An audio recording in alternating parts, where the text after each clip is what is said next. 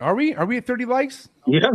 All right, listen, I was going to go in on you motherfuckers, but listen, I appreciate everyone who's tapping the like button. I also appreciate everyone who's hitting the subscribe button on these guys, because this is not easy to do, okay? This is a lot of work, and it's not fucking easy. So please, guys, if you're watching this podcast, you're not hitting the subscribe button, you should question yourself. I'm dead serious. Hit the subscribe button for these two guys. That's all I got to say. Damn, I appreciate that. I appreciate you. I'm glad I stuck around. I'm glad I'm still learning. I'm glad I can inspire people. I'm glad I can do and be a voice and, give my opinion and help people and, and keep growing as I do. And, it's awesome. It's awesome knowing that people can benefit from me and learn and it's such a great thing. Flexin, I be flexin' and finessing. Flexin, I be flexin' and finessing. I be flexin' and finessing, yeah. Flexin' and finessing, I be flexin' and finessing. Flexin' and finessing, I be flexin'. What's up, guys? Welcome to Sexin and Flexin Live Saturday. We got my co-host in the house, and we're going to start with D&T Retics and work our way down. Go ahead, guys. My name's Taylor. I am from D&T Retic. We're based out of Dallas, Texas. Montana Hallmark here, special guest on the show today. Amanda from In Your Face Exotics. Sarah from New Shed Serpents in Oklahoma City. I'm Brittany. I'm the B of A&B Exotics. We're in North Carolina, Durham. And I'm Sarah, also with In Your Face Exotics. Yeah. Let's go. Let's do this. It's going to be a big live. Thank you all for showing up tonight. Appreciate it. Pretty damn excited. That's a huge panel. Mm-hmm. This is a huge panel. This is actually a really big panel. Super excited about this one. All right, go ahead, Levi. All right, let's do a roundabout. What do y'all work with? What do y'all keep? And you know what? Let's throw in pets while we're at it. Let's just get that one out of the way too. Well, Sarah was my main pet. Which one? Sarah Wellens. There's two Sarahs. Sarah Wellens is my main pet.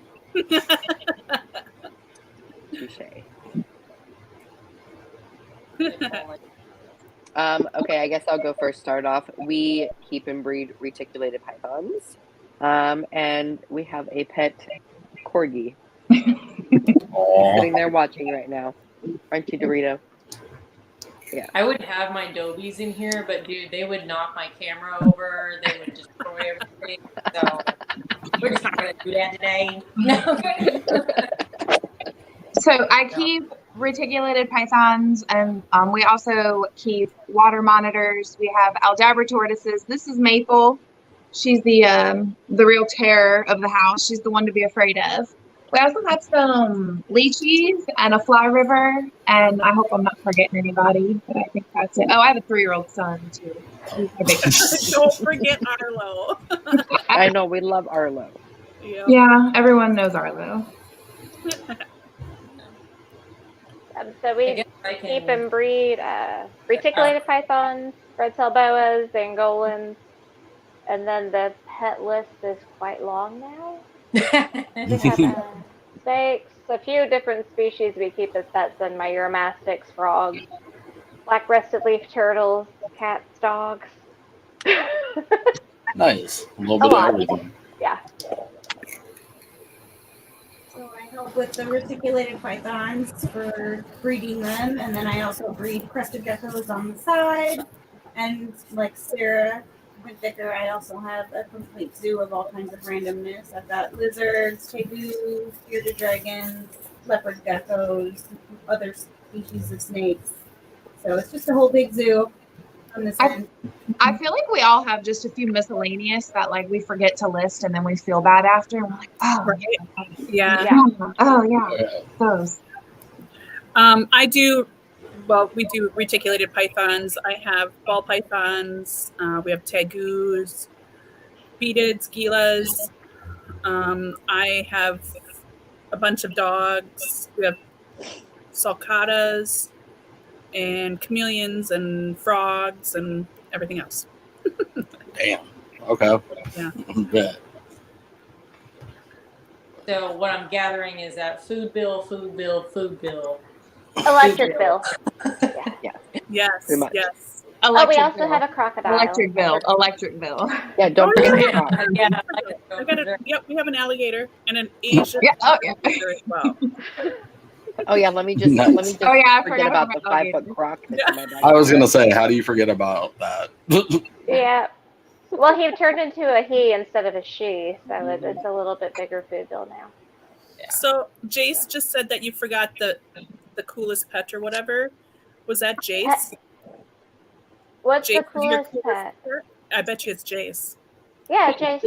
I mean, he can be a pet if he wants.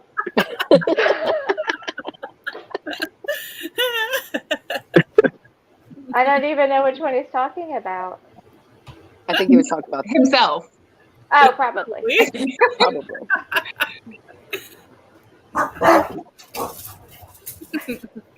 I'm like, did everybody answer?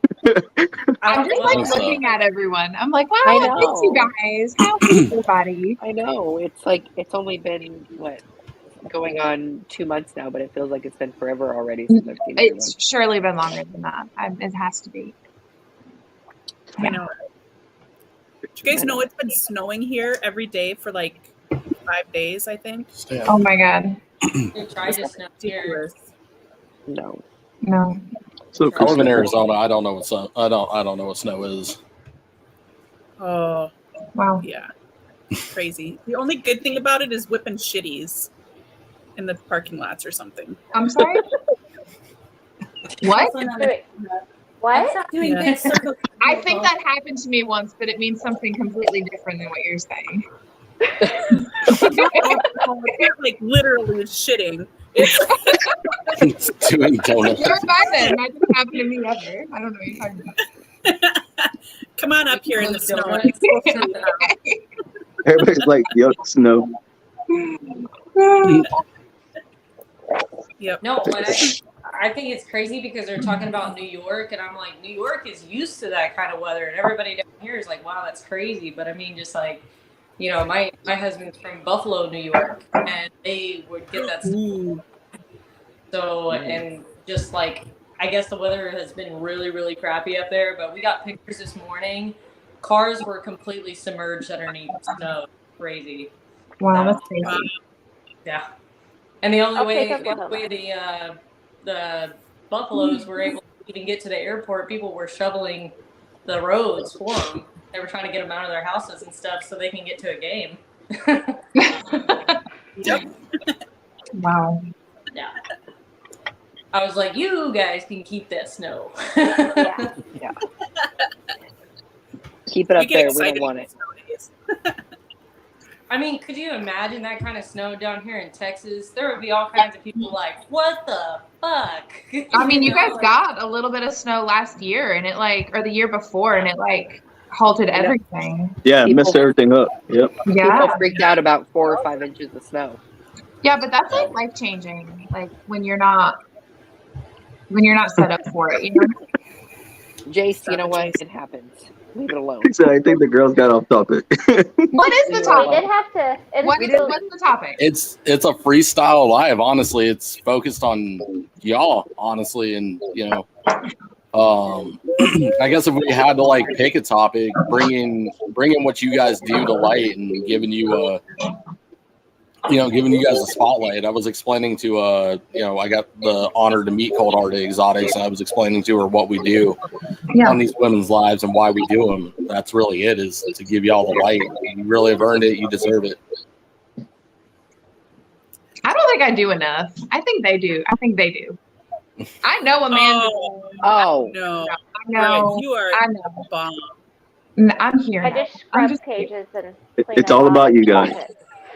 I think the only one that I've met is Taylor. Taylor's the only one that I have met personally. I think everybody else. Well, that means I'm wildly not rememberable because I met you 2 months ago. I did too. Did you meet me at the Arlington show? Yes, Yeah. USR. She was at our booth with us. Yeah, I was at her booth. There you go. Dude, Right there, being USR. pregnant is not okay. Yep. Okay. It's the pregnancy brain. It's okay. What y'all actually do for the men. What we all do for the men. Yeah. I mentioned I have a kid, right? I mentioned Which No. I've been doing. Chris gets lucky lately. He tore his shoulder, so it's been me and Jace, apparently my pet, cleaning everything. Oh, Yeah, it's yeah. a lot. How's Chris doing? He just got his MRI tonight again, so it's a hot mess. Yeah. Okay. Yeah. How's Gab doing? Oh my gosh, he's been sleeping literally for 24 hours now. He's been How was the sick. surgery? You know what though? Like if you knew Gab, you would know how wildly not Gab that is. And Yeah. I feel like maybe he needs it. I think so too. Like more he than had- 45 minutes of sleep at a time. Right? Yeah, we all know how Gavin is. Yeah. I know, Dex. He Dex will had be up that talking to him at 2 surgery, in the and morning. ever since then, he's like, he's doing really, really good, and then he'll eat something a little off, and it just kills him. But now he actually caught a bug on top of it, so he's just down and out. Bless.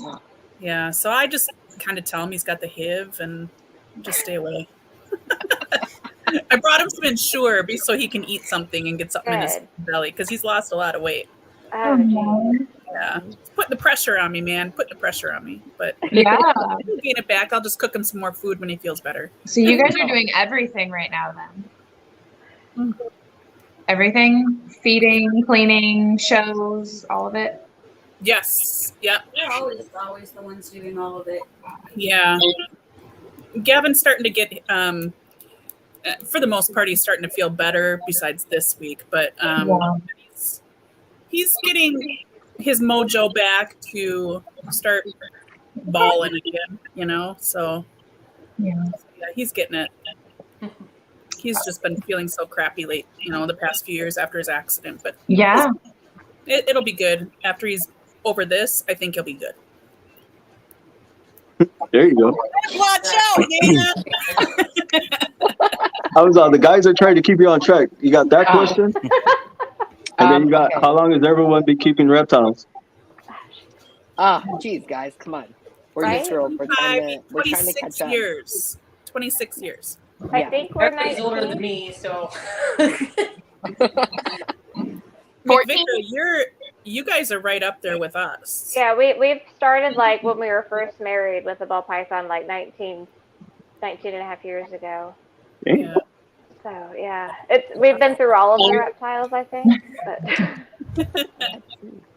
we have the ones we like now. What about you, Britt? About 14 years. Yeah. Yeah. We're not going to count a gecko when I was like 7. We're going to say like responsibility wise, it's about 14. Yeah. Actually, Damn.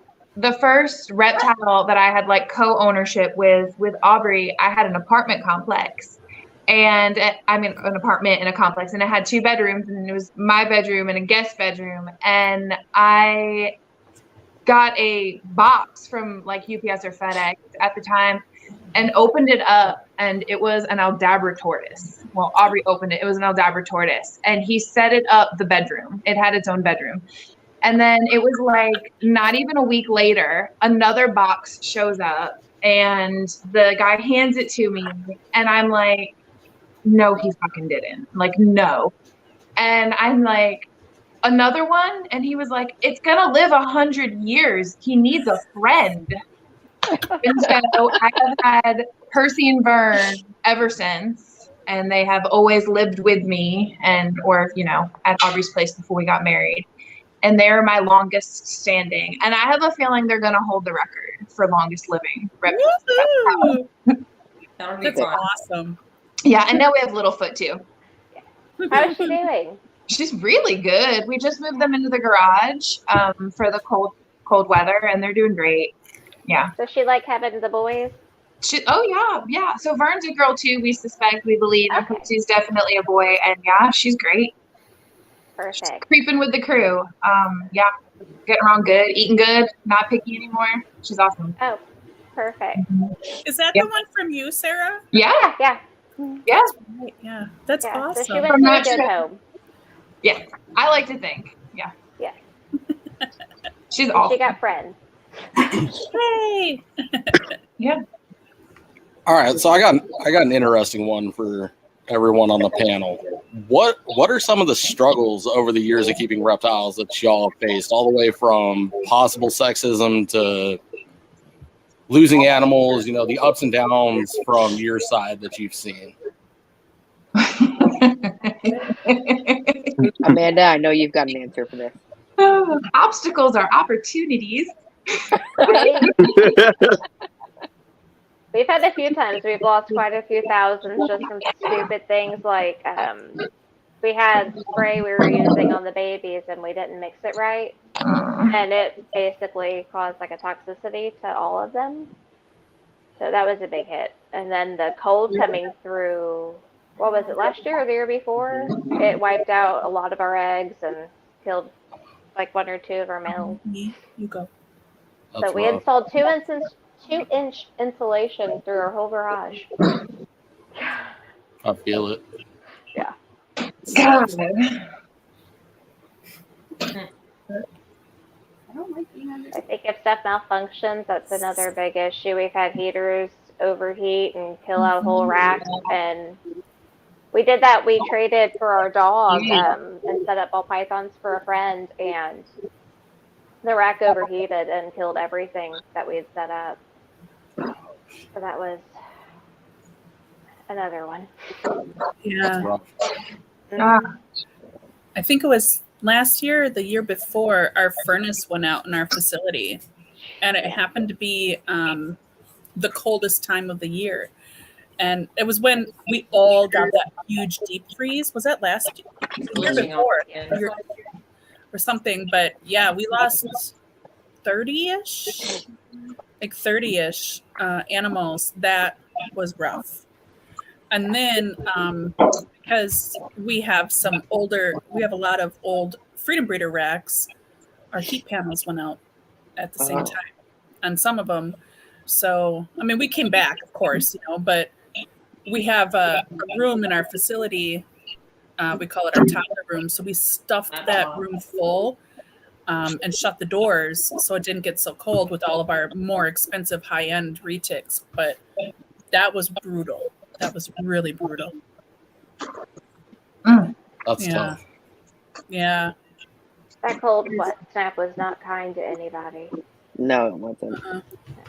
You're gone. I'm probably gonna go get my laptop and to see if I can put everybody on my laptop because everything's like glitching. Uh-oh. Okay. Sarah's just all over the place. Who was that? Sarah is. Oh. She is all over the place.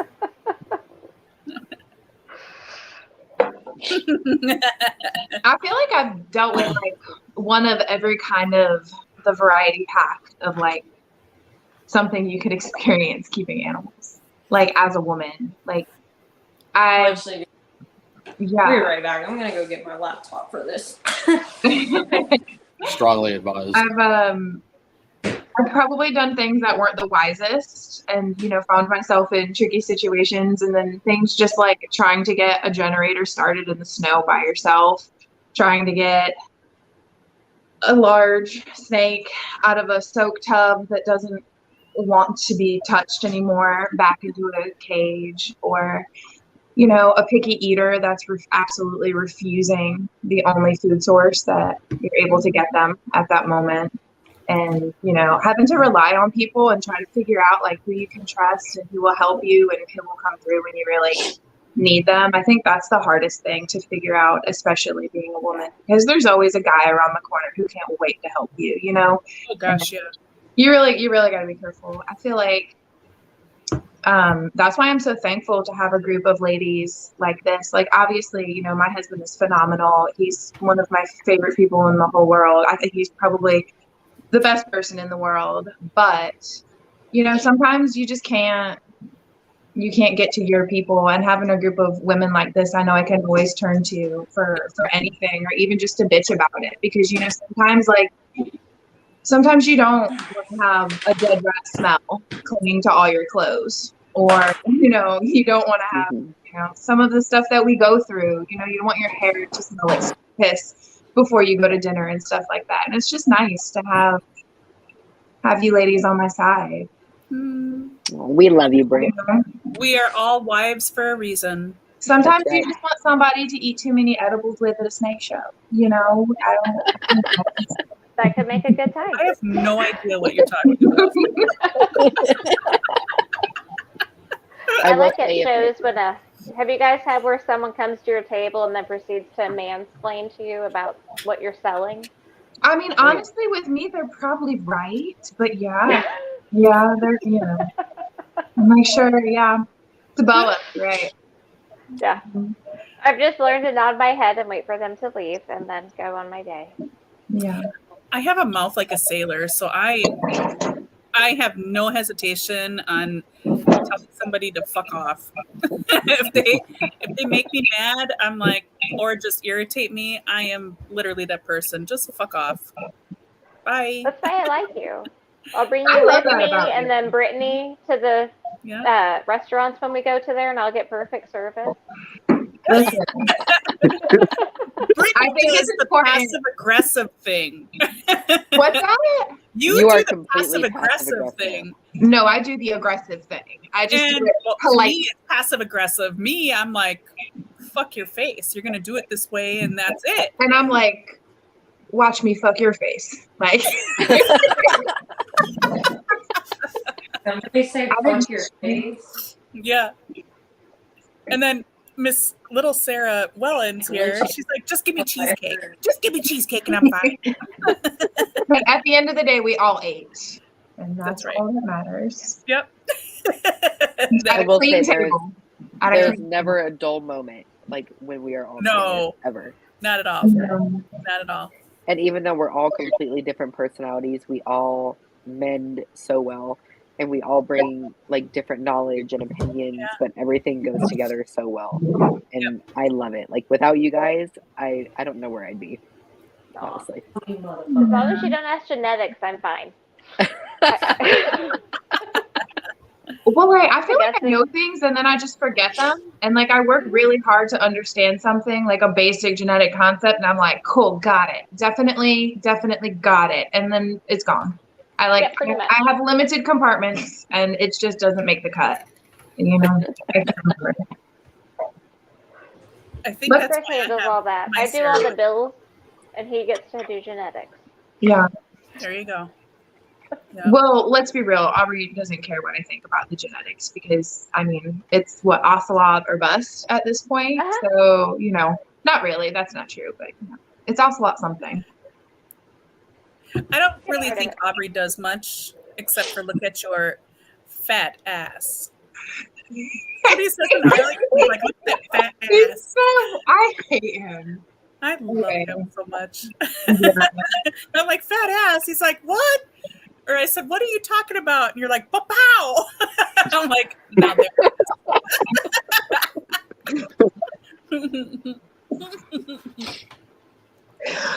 Bless. So you guys really didn't know what you got into with all of this, did you? No, you didn't. No. This is fucking awesome. We expected anything could happen. Yeah. So I guess I should backtrack on a question. For all the new people coming in that don't follow all of you, are you all wives of retic keepers, or do you breed the retics? Who handles the snakes? Who doesn't? All of you are married, first and foremost, right? Oh, Sarah. No, not only Sarah. Do we need to put the big red flag in the picture that Dax still has not proposed to me? Oh, I done started some shit. Oh, damn. And we know he's listening, and we know he's Dad, they're under the gun now. Little pressure. Yeah. Right. No pressure. No I kind pressure. of think he needs help designing that ring. I kind of think he just needs help from wife number 1, 2, 3, That and ring 4. will be $7,000 minimum. But listen, do you want the engagement or do you want the ring? Because I think I can talk him into getting you a wrestler belt, engagement belt. So I think I can make this happen for you. I have a feeling that even by the end of this year, they're going to be engaged. Listen, I told Dax I don't even want a ring. Like I already got one of these little things. That's all I need. I just want to be married. Take me to the courthouse and sign the papers. Like we can all show up for you. You know what? I'll get ordained and I'll marry you. Bro, Yes. like what Dax put. We'll do it at the next Arlington show. Yeah. It's Valentine's Day weekend. Can we get married at NARBC next year, Dax? I know you're Do listening. it Sunday though. I'm not going to be there Saturday. You just Actually, that would be cool. But if you get married at Tinley, we could have a reception at the Old Bananas. Ooh, okay. And that's like the unofficial spot. It's the spot. Okay. She's like, I do that too. So that's on track because we all got rooms there, so it's not like we're gonna need a comment. That means Chris and Sarah are gonna have to go. Yeah. When is it? Oh god. March. I do promise controversy, so my ass is coming. Hey, well, it wasn't me, man. That was all Levi. Levi or Chris 100% texted me and told me to ask that question just for the record. Oh my god. No, I did not. So mostly I just help clean. Chris does all the feeding, the breeding and stuff, but like I'll help pull eggs, I help clean. I go to shows with them.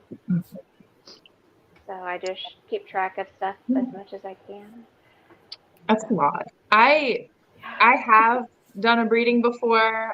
We are married. I have done a breeding, and right now I really have not been nearly as hands-on as everyone else. Like I just feel like imposter syndrome over here, y'all. I don't even belong in this room. I've just been so hands-off for too long with the daily care and stuff like that. I mean, I've tried to go to the shows so I could at least connect in that way, but I don't do enough anymore.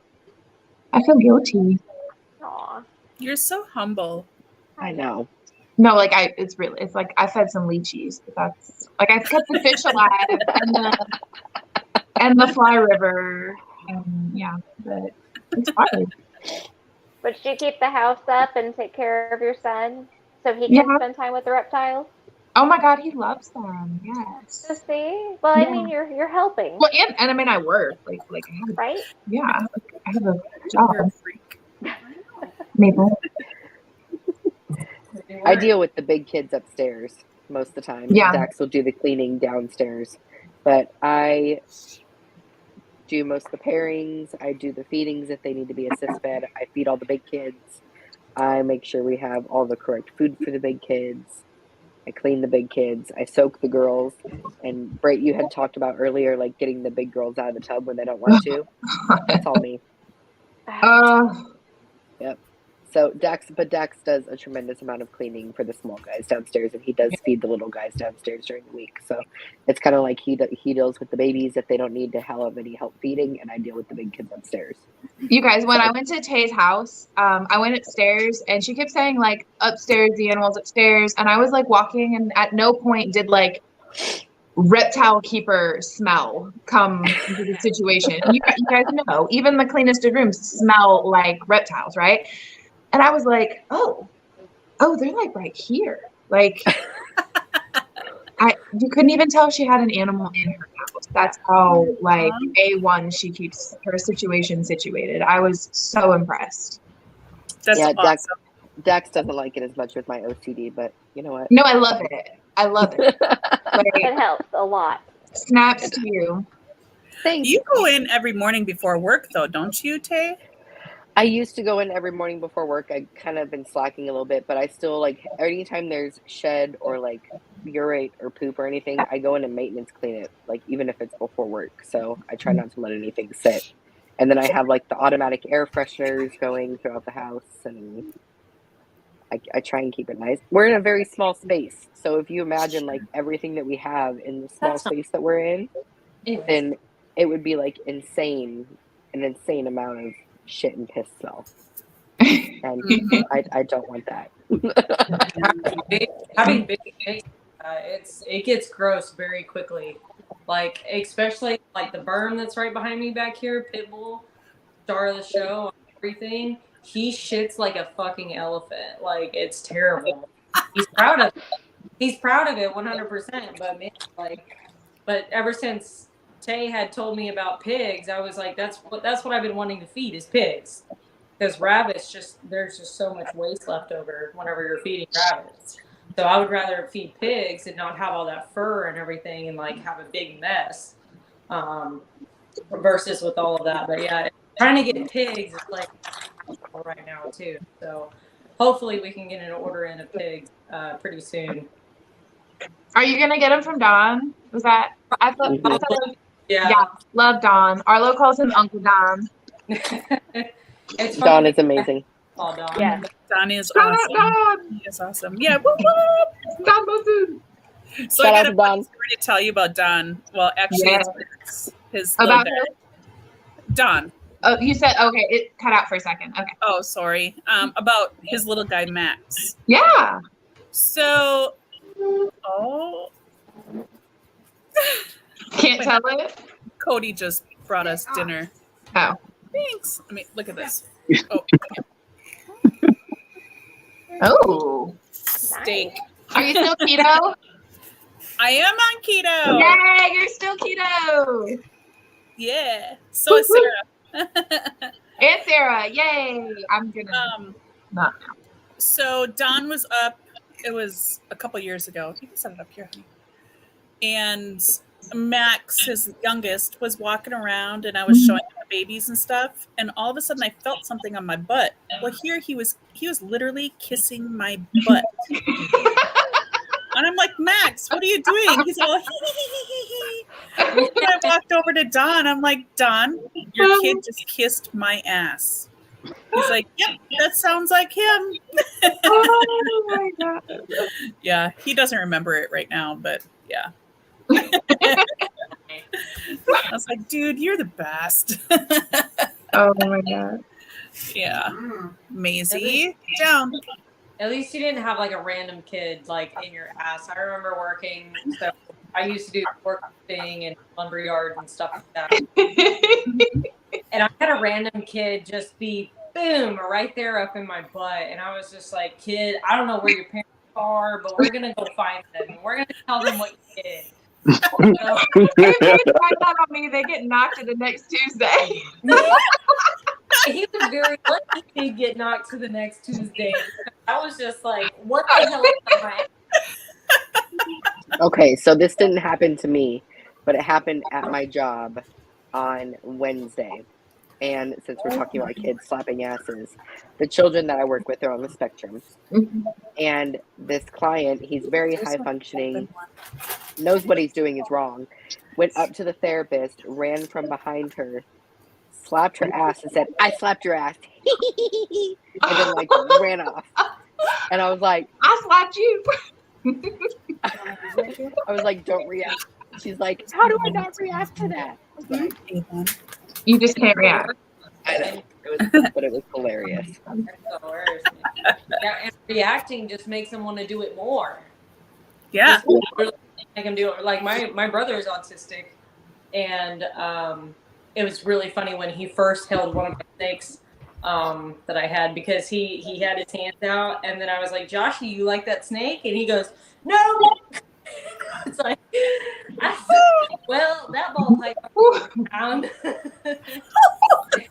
he may or may not have been like 5 feet from the ground, but it was pretty funny. But yeah, no, you just can't react to anything like that. You know, they just keep coming back, keep doing it more and more. You know? Yeah. That's a good one. So I'm going to ask this question because it's come up twice now. The question on the panel or in the comments is, have reptiles ever got in between you and your significant other, and how did you handle it, or how did you work through it? I threw it. 1000%. Yes. Bullshit if you say no. So you just pick them up. when no more reptiles. What's that? So, oopsie. I think So mine and Gavin's thank you. Thing is, it's easier to ask for forgiveness than it is for permission. And we got all of our reptiles through that motto. Yeah. And they used to be in like a bedroom, and then it went to my basement, and then this was like a almost like a big mistake because we were remodeling in the basement, and the snake got up here, and I had pugs and one pit bull at the time. So they were up in the corner while the snake was in the other corner. They were scared shitless. So that's when I told Gavin, I was like, they got to go because I don't want nothing to happen to my pugs. Well, that was insane because once they left the house and into a facility, it was almost like a bad virus. It just like blew the frick up. But I personally never had it come in between us just because I understood, and I know that all of you ladies are pretty much on the same page, that your significant others aren't going to jeopardize your personal living, like your living space and stuff with the animals. So that's why I was okay with it, I guess, because I knew he wasn't going to make us go bankrupt or anything like that with our animals. So Aubrey would have a crocodile in a waterbed if I let him. No. Yeah. I just look at it to where I know he's not going to fuck with our personal life and stuff, you know, and he's just gonna do it until he can't do it. I think for me, that's what the two things it boils down to is like, just like us, there are physical limitations with what we can physically manage and handle safely by ourselves and with friends. And that's like one of the big ones is like having a plan for what you're going to do as you become like older, right? Because like I don't see any like really old feeble reptile keepers, like retic keepers, right? They're not carrying out dabbers indoors. But then like the other thing too is your time management. Like you have what you want to have, but like there's so many hours in a day, and you have a job, a wife, a family, a hobby, pets, friendships, like all these things that deserve your attention. And like do what you want to do with all your time. Just make sure all your boxes are checked. Because we've had, when Chris first was in Retic, that blew up to like 800 babies one year. And it got to the point I was like, do I need to buy one to get time? And he was like, oh shit. So we cut back a lot, and then we actually got out and kind of kept it a lot more manageable. And we're slimming down a little more with like projects we actually want to focus on. I think that like project focus is the answer. I really do. Yeah. Because if you do too much, then you're just like, I have no time for anything. So. Yeah. Yep. And I feel like when you become a slave to the maintenance, it steals your joy. Like when you don't have time to pull your snake out and admire it and take photos with it and share it with your friends, then like, why do you have it? You know, when you gotta like pull, feed, clothes, pull, change clothes, like there's no joy in that. No. Yeah, that's a lot. It is. Yeah. And we're right there with that. You know, we have a lot of animals. Yeah. So we're actually working on slimming down and cutting it, you know, hopefully. I think every large animal keeper is though. You know, like I think that people are still passionate about keeping. I think that they just don't want to keep as many and as like scattered in categories, you know? Yeah. Yeah. Yeah. That's why we get the pets now. And like my Euros, I like that I can actually spend time with my baby and interact with it. And it's actually starting to get a little more personality with me. Mm-hmm. Yep. I started dabbling in the I mean, I have frogs and chameleons.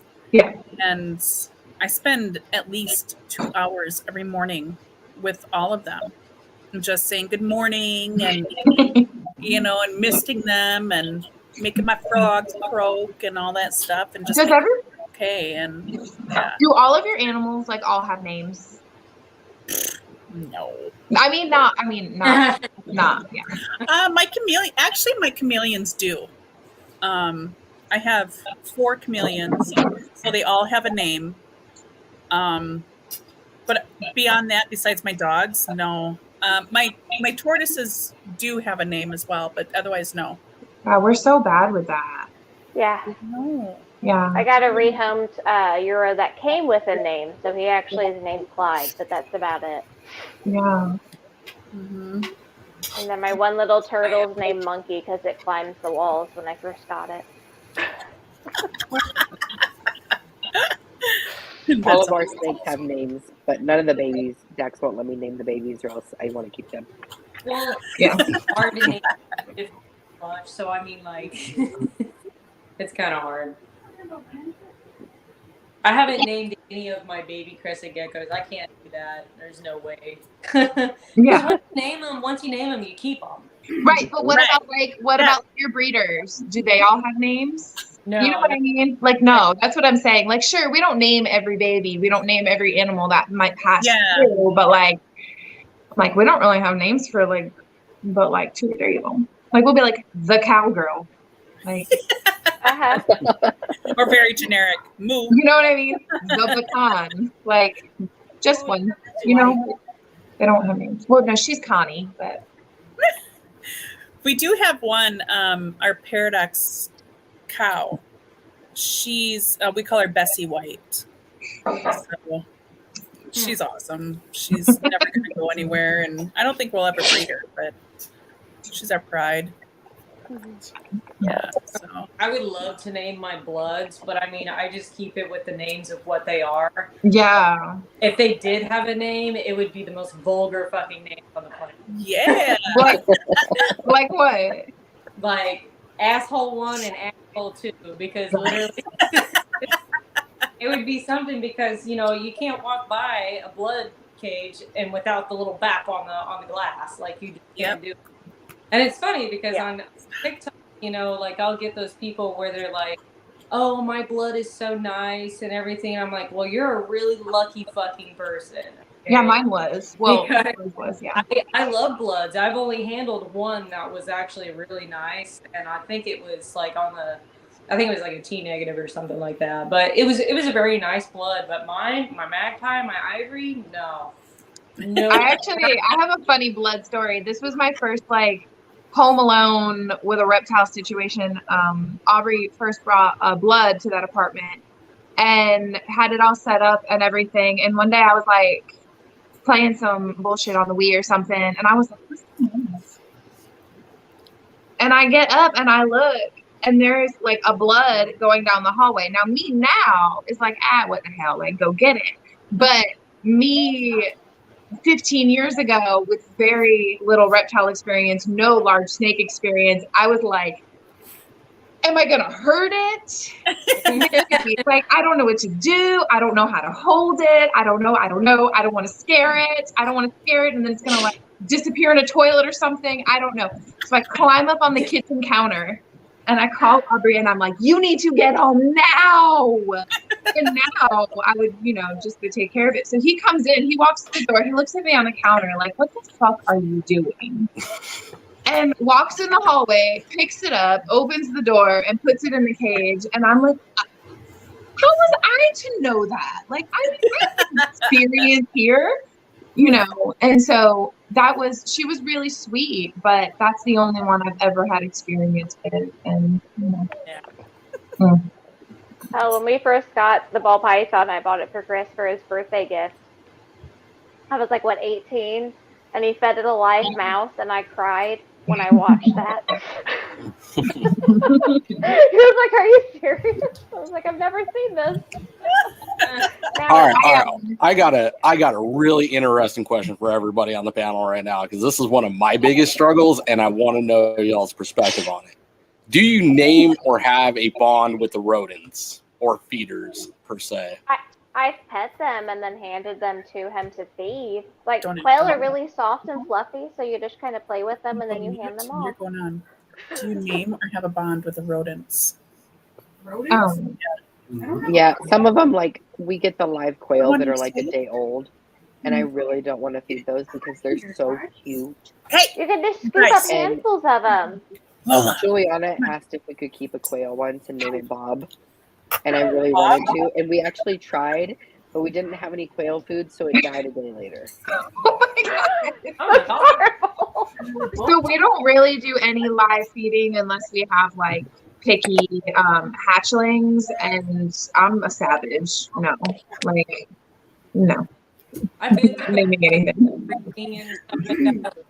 I can't do that no more. You know, like Yeah. see all these rat racks that reach to the top of your room and stuff like that, and the smell. That's maintenance on itself. You're already dealing with you guys already, but you know, in the long run, if you're really actually breeding and you're dealing with that kind of stuff, and you have that kind of time, then you can do that. But I can't do it. I can only do it with the bloods because the bloods are the only two that really like need life.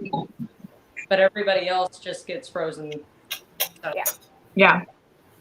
We used to breed rats, and we bred rats, we bred rabbits, and I will never do that again. That was when your air unit goes out in the middle of summer. Yeah. It cooks the whole building, or we've had floods. And you just lose everything, you know. I've lost a whole breeding collection before, and I couldn't do it again, you know. It's just too much of loss of money and too much. I would rather lose them in the freezer than anything. Yeah. Yeah. So Frozen thought all the way. That's why we don't at do least I buffet know hens if my anymore. jump a generator, or I can at least get them into another freezer before they fall. Yeah. Here, hold on. Go ahead. There's a question on the panel, and I mean, I'm gonna kind of switch up the narrative for a second here, and I'm actually gonna answer this one because this one kind of hits home a little bit, especially after today. Yeah. What the hell is going on? Dude, Chris, I swear we're gonna find a new streaming service, bro. Oh my God. Is it popping up? Like my screen is frozen. There we go. Jesus Christ. Okay. What can the girls do to get the word out about USARC? Every USR table I've ever seen has a woman behind it. So my answer would be keep doing what they're doing. A special shout out to Vanessa from here and everything she does and every woman on her team.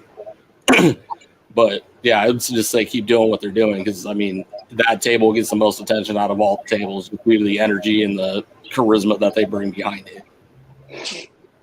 But there was actually a long time ago, what I wanted to put together was a photo shoot, and what we need is basically a very big reticulated python, because what's always on the news in Florida? A big snake. You know what I mean? Everybody will pay attention to a big snake. So I feel like if we have the women in the industry and we have them all together photo shoot with all USR shirts, and hopefully we can make like a big posters, even the cards for USARC and stuff like that. Like I have so many ideas for this, but I remember I wanted to put a photo shoot together for everybody, at least here in Texas, or if we can get some of our ladies to kind of fly in and see if we can get something like that. So that would be cool. That would be super cool. Yeah. And I know a lot of ladies, they were like, well, are we going to keep it classy or are we going to keep it trashy? And I'm like, classy all the way. Okay. If you want to wear a dress, that's fine. And if you want to do that kind of photo shoot, but you know, in the modeling business, I think anything with USARC or anything of t-shirts and stuff like that, I think we could keep it family. And even whenever we have, you know, the BC going on, we should also be dealing with that same kind of idea at the same time too. Whatever shirt that you're wearing, or USARC shirt, and kind of make whatever. It's outside. Oh, great. So it's a phenomenal idea. You should definitely get that going. Mm-hmm. Well, whenever I got pregnant, it was a little bit of we kind of had to put it off for a little bit, but we're gonna get back into it. So everybody loves a pregnant woman, just right? Everybody loves like a big snake breeder, handler, pregnant woman. Yeah, like yeah, done. I've had to deal, I've had to deal with my snakes through this whole entire pregnancy. I've had to deal with everything, cleaning wise. I've had to deal with going to shows. I attempted to go to as many shows as possible this year. What I made, for the most part, because when you're about like 7 months, 8 months pregnant, you can't really walk for more than 30 minutes without hurting. So. But I think it's definitely something that we should probably look into. Agreed. Do you know Vanessa from the pet shop out here? I can't remember. I can never pronounce her last name right. I'm not even gonna try. Probably. Should definitely reach out to her on that one. That would be awesome to see how it get done. Sorry, Brittany, that I didn't even recognize. It's okay. The phone is so small, but yes, we can. I can try to get in contact with whoever, and I've got photographers. All I need is girls. I need you guys. And we can even do something with various of reptiles. It's not just only like a big snake, but we can do panther chameleons. We can do the Aldabras. They're amazing. They're huge reptiles. So anything to amaze a kid, to amaze the parents. Like the biggest inspiration and the biggest thing is watching those kids light up. Yeah. They see your reptiles and they see your stuff. They're like, wow, that's amazing. I want that, So yeah, I think that like what I do in my daily life that's kind of on that same mindset is, I work in a salon full of women, and there's men in there too, but salon's full of women in the South, and they hear snake and they say, "Oh, Jesus," you know what I mean? So I work really hard just to kind of change the perception of like who is a reptile keeper and what does that look like, and what maybe beliefs do they have, or what does their house look like? You know what I mean? Like I like to be one of the people who gets to say like me, I am what a reptile keeper looks like, and this is what my home looks like, and these are my animals, and yes, this is a safe, normal lifestyle. Like, I'm not this crazy lady, Yeah. Yeah. You can see, me dealing with the thing, and I show my reptiles more on TikTok more than anything. You see very uneducated people with very uneducated. I try to teach as much people and give a positive effect versus going after somebody, asking them for whatever they did. I would rather educate somebody on these reptiles than make them feel stupid about what they did, Yeah. As much as we're probably all thinking, it's like, no, that's what we want to do. But we have to have a positive effect on people, because people don't learn unless it's like you actually show them the proper ways of using it. Yeah. So. That's my most favorite part of doing like shows and stuff is the educating, because you get that, like even just a little child that's so terrified, and then they touch like a tail, and then it kind of goes farther than that, and then their parents are scared as well, so they do the same, and then all of a sudden they're you change their mind. Yeah, and we just tell them the realness of it, and not the misinterpretation of it. Well, have you seen that stupid documentary on Disney? Mm-mm. Oh my god, it's like the world's deadliest snake, and the first one they talk about is retics, and they're like they're baby eating monsters, and I'm like, wrong. Please, that's not right. Yeah. So you really got to work hard to just change a mind every day about it, and I think that's like going on a cellular level and then getting bigger is also like how we help USARK. So like we become USARK members, and we go to go to auctions and contribute and things like that. And I plan on volunteering for them at some point maybe to the next shows just because I'm tired of standing in the booth and I want to do something different, but I still want to go. So, volunteering and stuff like that, but mostly just changing people's minds so that when things like this come up in like at a government level, other people are like, wait, this isn't done right. Like that's like why shouldn't my friend be able to do what they're doing? That doesn't seem right, Mm-hmm. Yeah. We were just at a show last weekend in Gettysburg, Pennsylvania. Yeah. And there was some kids there with I think he must have been a father figure or something. And all these boys would say was, is this going to eat you? Can this thing eat you? Yeah. And I looked at the parent or the father figure, whatever he was. And I'm like, did you teach him this? He said, no. I said, well, where did they learn this? I said, because that's not true whatsoever. Mm-hmm. Yeah. Yeah. I don't think. I don't think there's ever been anybody, even in the U.S. or around. Yeah. So right. You only hear about that stuff in the jungle, like where these big guys are from. Yeah. Because those humans, those people are way smaller than us.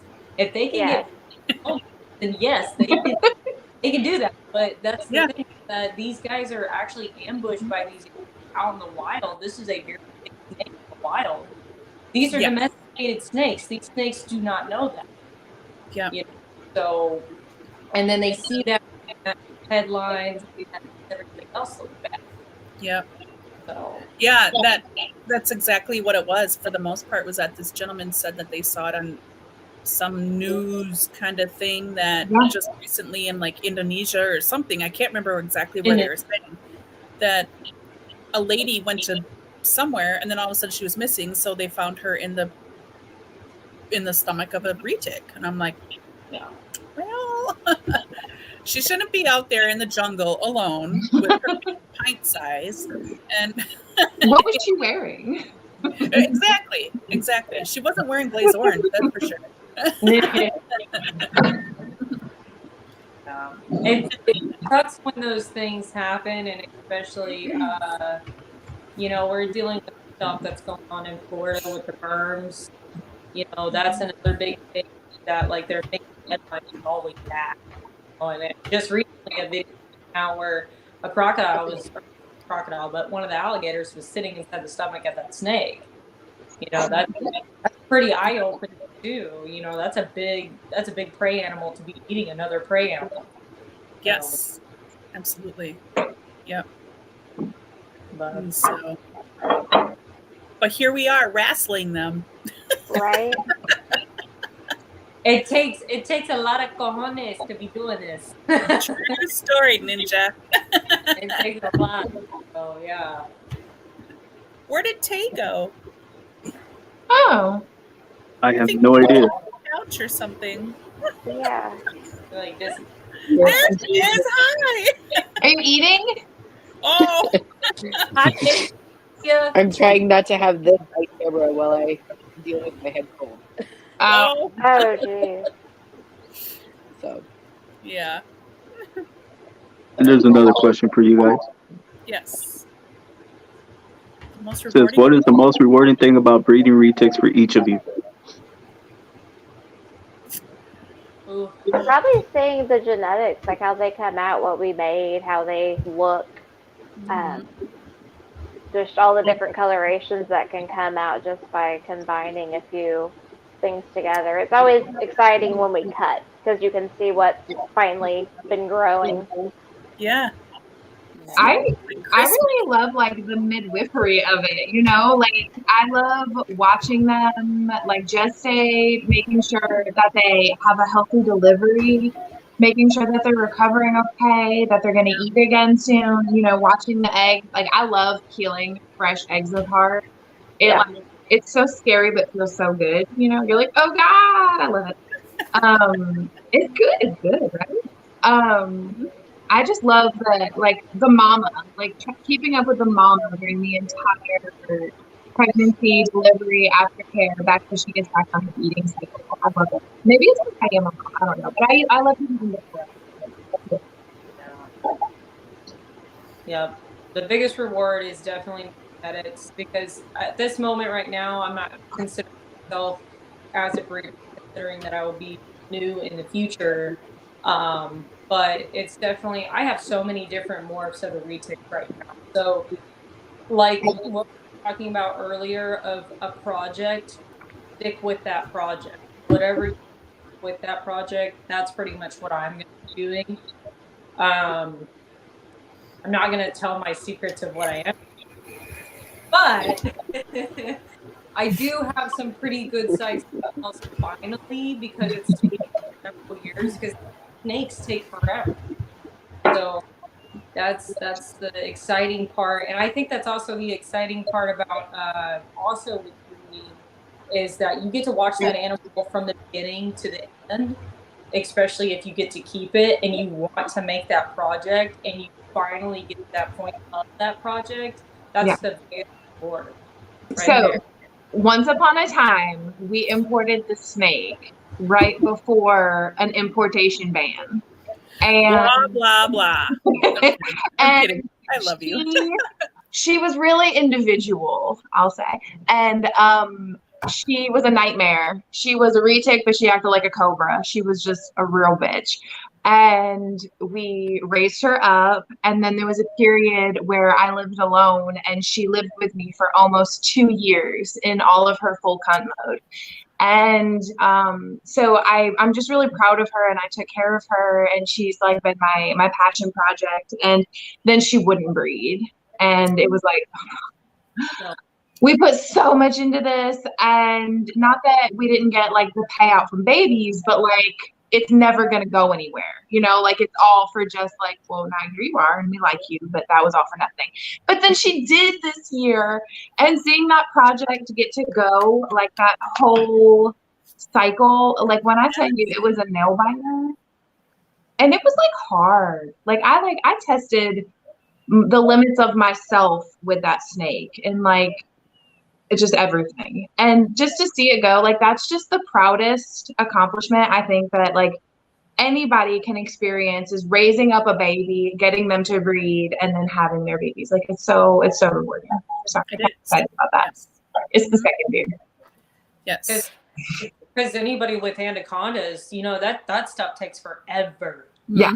You know, Blake Wilson, he had his anacondas ever since he was like 18.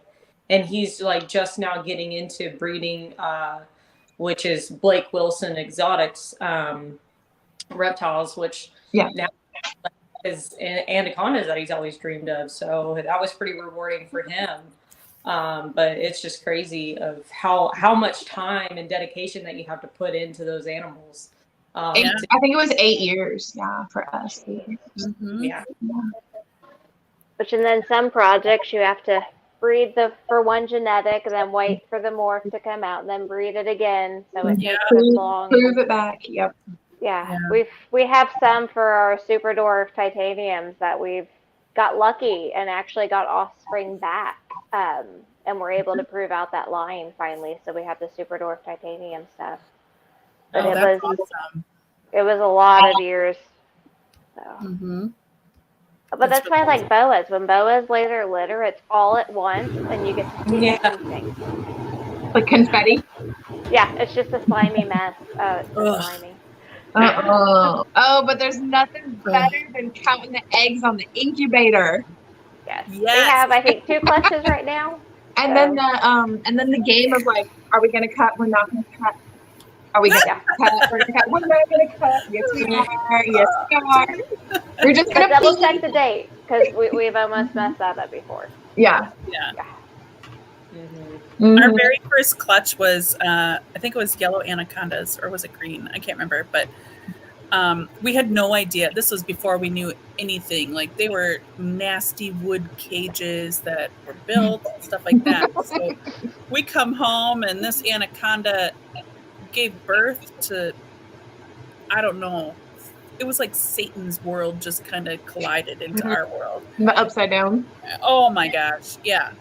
So we had some babies and other animals, cages, and some were on the floor. They were everywhere because we were not prepared. Oh my God. And I think like 2 or 3 weeks later, we found like 13 babies. So about 2 weeks later, I got up at like 5 a.m. to go to work, and I'm walking down the hallway, and I got bit in the toe by a baby anaconda. Oh my god. I was like, you know what? Never again. Never again. This is just the most disgusting thing and scariest thing at 5 a.m. in the morning. And just the slimy mess was just yuck. Yeah. I like eggs. Which we've even had old racks, or we had pegboard racks, melamine racks. It was special. But babies got out, and I would be doing laundry, and there'd be one sitting on top of the door. Yeah. Like, it was a game of finding all the babies. Yes, absolutely. Yep. That's awesome. Yeah, Run around the look house and be like, Yeah. Just look up, and there's a baby on, like, the Aries vent, and I'm like, oh, that's great. Yeah. We had a white-lipped, again, this was like 25 years ago, we had a white-lipped python get loose in our house, and that thing was mean as nails. Oh my gosh. So we couldn't find it because, well, again, we're new, we didn't know what the hell we were doing. I'm in my closet trying to get some clothes for work, and that damn thing was in my closet, and it just missed me because it tried to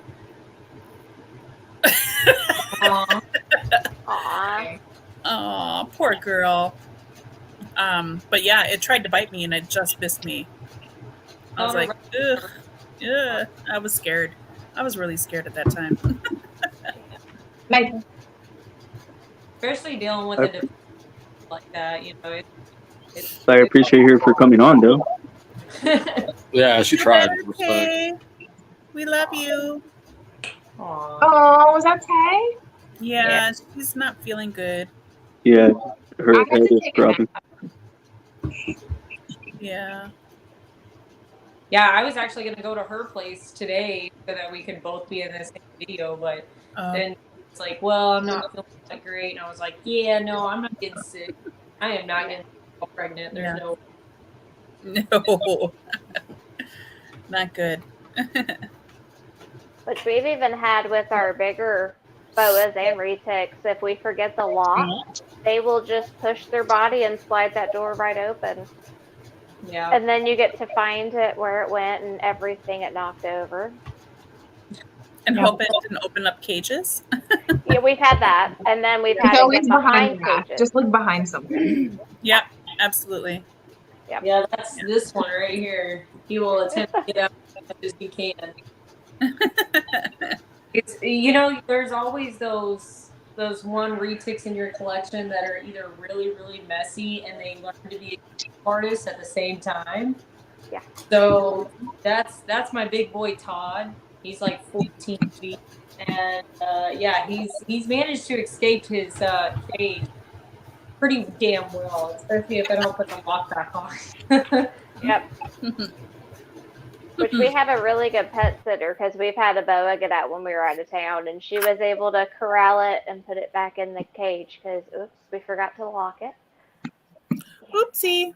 Yep. Yeah. Or I have the brain of where like you'll put the lock on, but you don't really lock it. The key is in.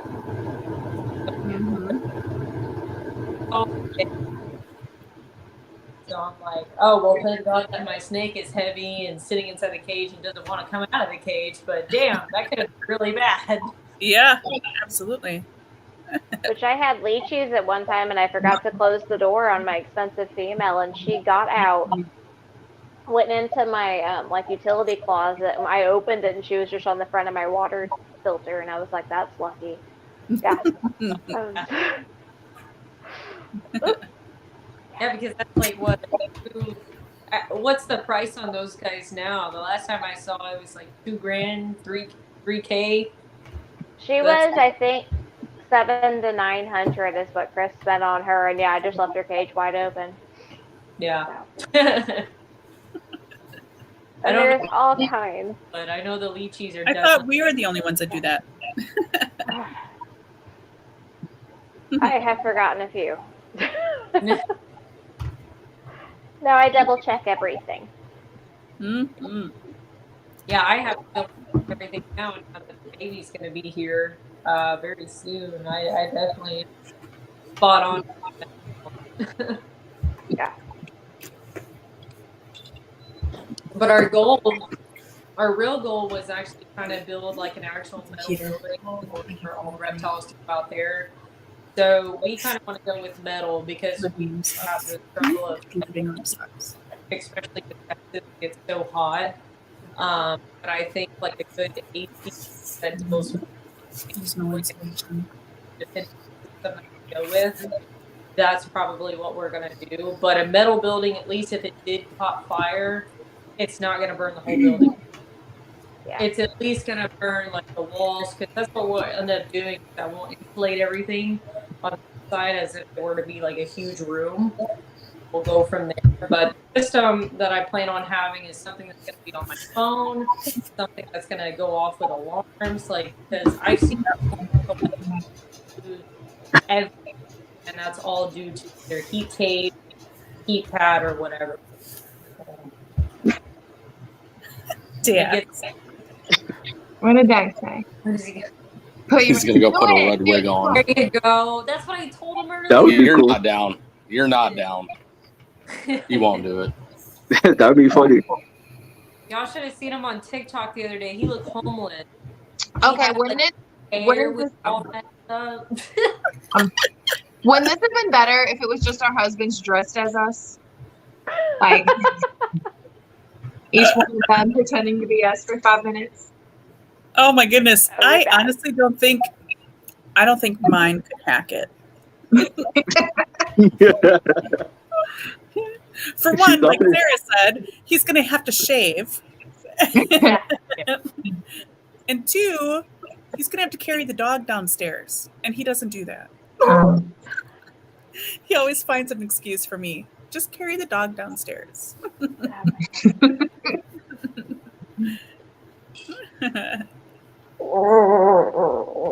you go. That's a good question. What projects that aren't secret are y'all most excited for? Wait, y'all have secret projects too? That's why I didn't ask that question though, because somebody, no offense, there may be something spoken on camera that shouldn't be spoken. You know what I'm saying? Like a miscommunication could easily happen and a cat could get out of the bag. I am extremely familiar with that because my wife almost let that happen. Not on camera, but at the expo, talking about things she really shouldn't have been saying.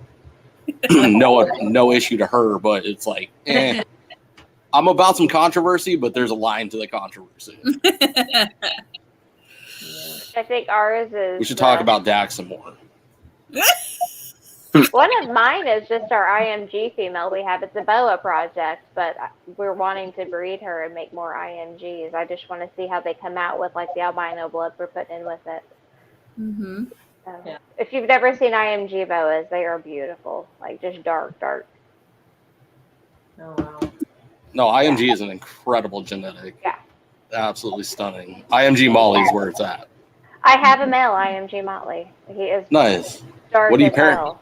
What are you pairing it to? What are you pairing him He's to? still small, so he's not quite breeding yet. But we have the female is IMG Hypo Jungle Het Albino Possible Het Anery. That's her name. We just put their tag on everything. Yeah, show us. Can you show us the IMG that you're working with?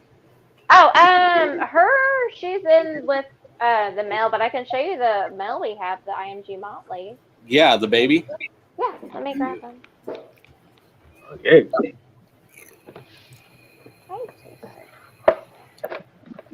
We haven't set up any actual breedings yet, just because that's Gavin's thing. So, okay, back to Sarah. All right, let me see where the camera is. Yeah. This is our boy. But you can see just how dark. Oh my goodness. Yes. Oh, you're so nice. Gorgeous. But then his little head, he's got a little color under his head. That's it. Wow, he's beautiful. That's So our insane. female has more red in her, and she has, like, his eyes are black, Yeah, and that's her gorgeous. eyes are actually red from the hypo. So we're hoping to make more of that.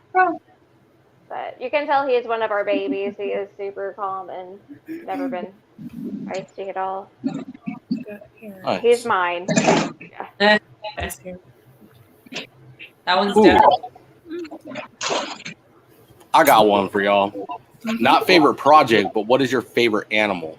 And Like- you can break it down by category. So you Like can go that like we mammal, own? reptile. Yeah. Okay.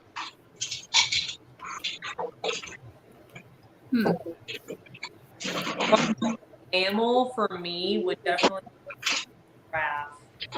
I could own Oh, a did you say giraffe. giraffe? Yes. If I could Oh, that's own it, I'll get one. That's you, Sarah. right. Have you not seen? I have my giraffe riding a tricycle. Oh, That's awesome. If She I could, I practices would have that every day as well. but Whoa, who asked for the guns? Oh, nice. Right? What is that? Guns coming out Giraffes with are my heart Montana. animal.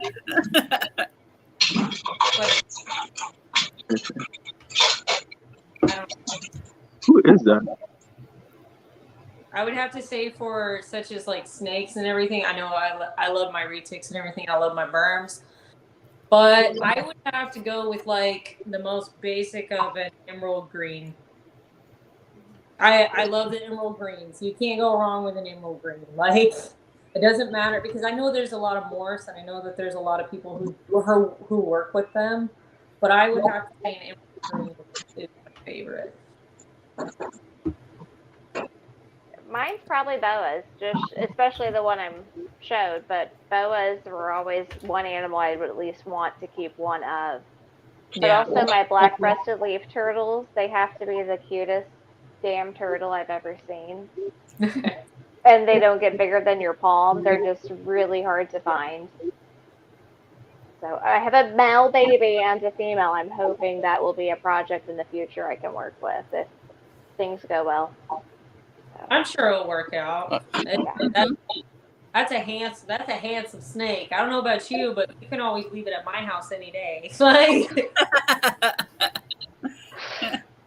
there's a few retic pages that I'm on, like on Facebook, and they'll be showing the babies and everything, or they'll have a little airplane, as in like we'll send off to your place or whatever. I'm like, hey, you can send them. You can send them all day long. I just don't want to pay the prices. Right. Because there's some amazing snakes out there, man. There's so many morphs that people have made, and I'm wow. Anything with Jag too, amazing. That Jag gene is definitely. I am privy for the normals. I love normals, especially when they have the silver in them, and sometimes they get like the purples and stuff in them. I'm a normal person. Yeah. But then again, I love my frogs and my chameleons. Those are like hands down the best because I spend so much time with them. I'm out a panther chameleon at the moment. I'm just sitting in the closet, just incubating. So, I'll take it. We're trying. Hopefully, because the sire to that one was actually more of, he was more like a sapphire blue. So he was more sapphire blue on top of it, and he was like a turquoise blue body. And I don't know what that's called, but man, he was just so pretty. And so I was like, well, I might go try it out and see. Yeah. But one of these, hopefully I can get into chameleons as well. I've had my, but not a panther chameleon. That's always been a dream of mine too, is to have one. Yeah. Yeah, I have a panther and one panther male and then 2 females. Nice. And I'm just chomping at the bit to try to see what they do, and so far they're not liking each other. So yeah, but they're pretty meticulous. Tell her. Put your. Oh, Shy Sarah said hers is a crack monitor. She won't go off of mute. Why, Sarah? Because she's goofy. Sarah, we love you. Stop. Yeah. You look so snuggly. See, they're talking to you. She can hear me. She's so goofy. So what's the most unusual animals that you have kept? Oh shit. I mean, that's kind of like my weenie dog is unusual at my house. Like that's the unusual one. I have a beta. I have a beta fish. Oh my god. Like the fuck? The fuck? That's probably my little turtles, the black-breasted leaf turtles. They're not normally seen, and then they're just the eyes catch you. Anyone that goes to the Fort Worth Zoo and sees them wants them. Nice. Gosh, what is my? I don't even know. I think the most unusual thing that I have ever had. It's got to be my 2 dogs that I have now. They're fucking crazy. I got a Frenchie and an Old English Bulldog. Otherwise, I'm a pug girl. I didn't drop those, so you can't blame it on That's me. right. Well, Will is now not on the back here. So when Sarah first came here, I had a little puppy named Will. He was a little pug. I think it was like literally 2 weeks after we got him, and she like threw him across the room. He jumped out of my arm. He's psychotic. She fell down the stairs, got French kissed by my pit bull, and then she threw my dog. Yeah, that's how I first met Amanda. Yeah, it was amazing. Hi, Maple. Fucking ass. I didn't say my favorite animal like that I have though. Like if you guys haven't had an Aldabra, like you guys are sleeping because they are so fucking cool. Like they see you out in the yard. People, shut up. They'll come across the yard. They'll see you coming. They want their treats. They love to get scratched. They love to get sprayed. They're so interactive. They're so intelligent. They're so easy to take care of. They're just gigantic, but they're cool as shit. Like I recommend an Aldabra.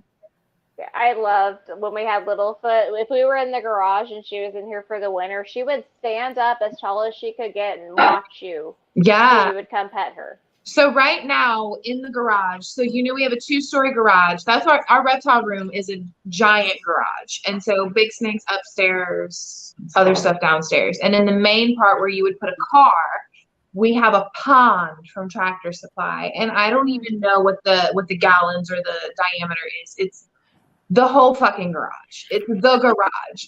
And so they just like walk their corral and they like eat hay and have treats and eat vegetables and just hang out, and they're just having a blast like all winter long.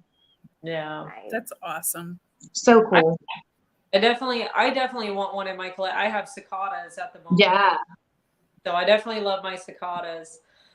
We recently, I don't know what really happened with one of my youngest cicadas, but we ended up having to put it in the freezer. He did pass away in the enclosure, and I didn't really want to announce it or anything like that. But sorry. And I really honestly, there must have been something genetically wrong with him because we had him for at least like a year. Then all of a sudden the health just declined, and you do everything of like hydrating, food in there and everything, and you're doing everything that you can, but there was just no coming back from whatever was going on. He wasn't growing like everybody else was because everybody else had been, and including that one, was outside inside their tortoise pen for all of summer until it started getting really cold. And then once I brought him in here, it was like done. He was done. So. Oh man, that's sad. I'm sorry. And so now I'm just like, now I'm wanting to at least get once we get back outside and we have a better pin made up for him. I kind of want to invest in some red-footed tortoises. I think that would be really cool. So they're sweethearts. We've had redfoots before, and they are just cute little personalities. Yeah. And then Oh, babies. So when we had when ours were babies, it was, I don't know why, but I always gave mine a bath in the washer. In my washing machine. It was like 22 years ago, I think it was. I got my Is it a front loader or a top loader? a top loader. Like, did it do the spin cycle? What? I didn't do the spin cycle. I didn't do any cycle. I just filled that fucking thing up with water and I put them in there. Oh. I don't know. I was like, why I did it. no. I could have been drunk and I could have been high. I have no idea, but they loved it. And then I had a little toothbrush and I'd like,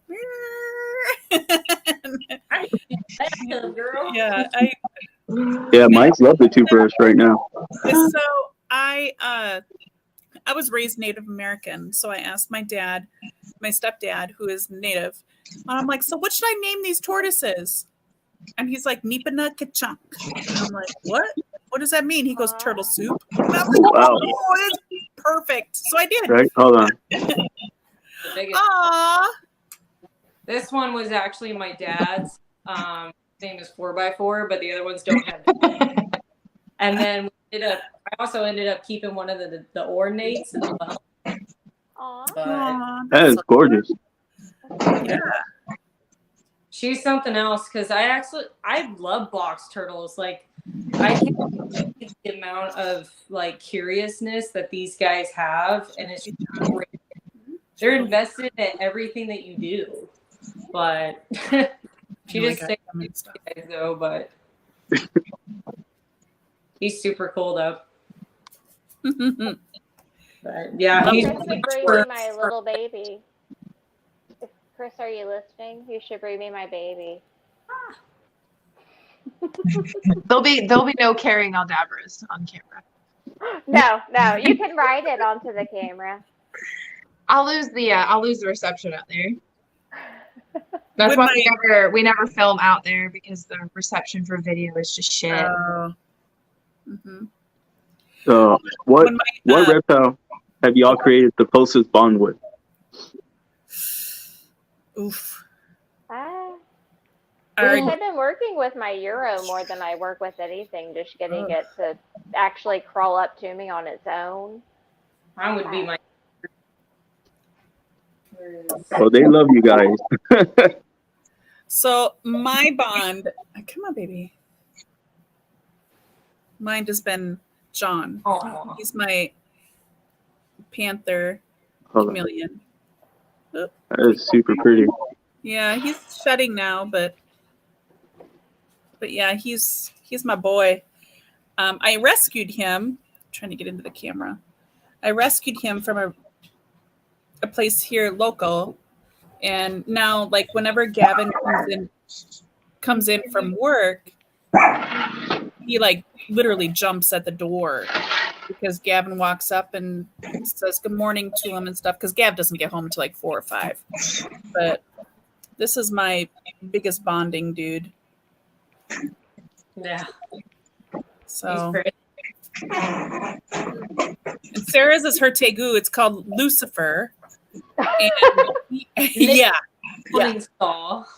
And he actually, so you see the guy there? Oh, he just walked away. I saw that. I was like, who's that? Okay, so every time he gets into the bed, Lucifer tries to attack him. Oh, wow.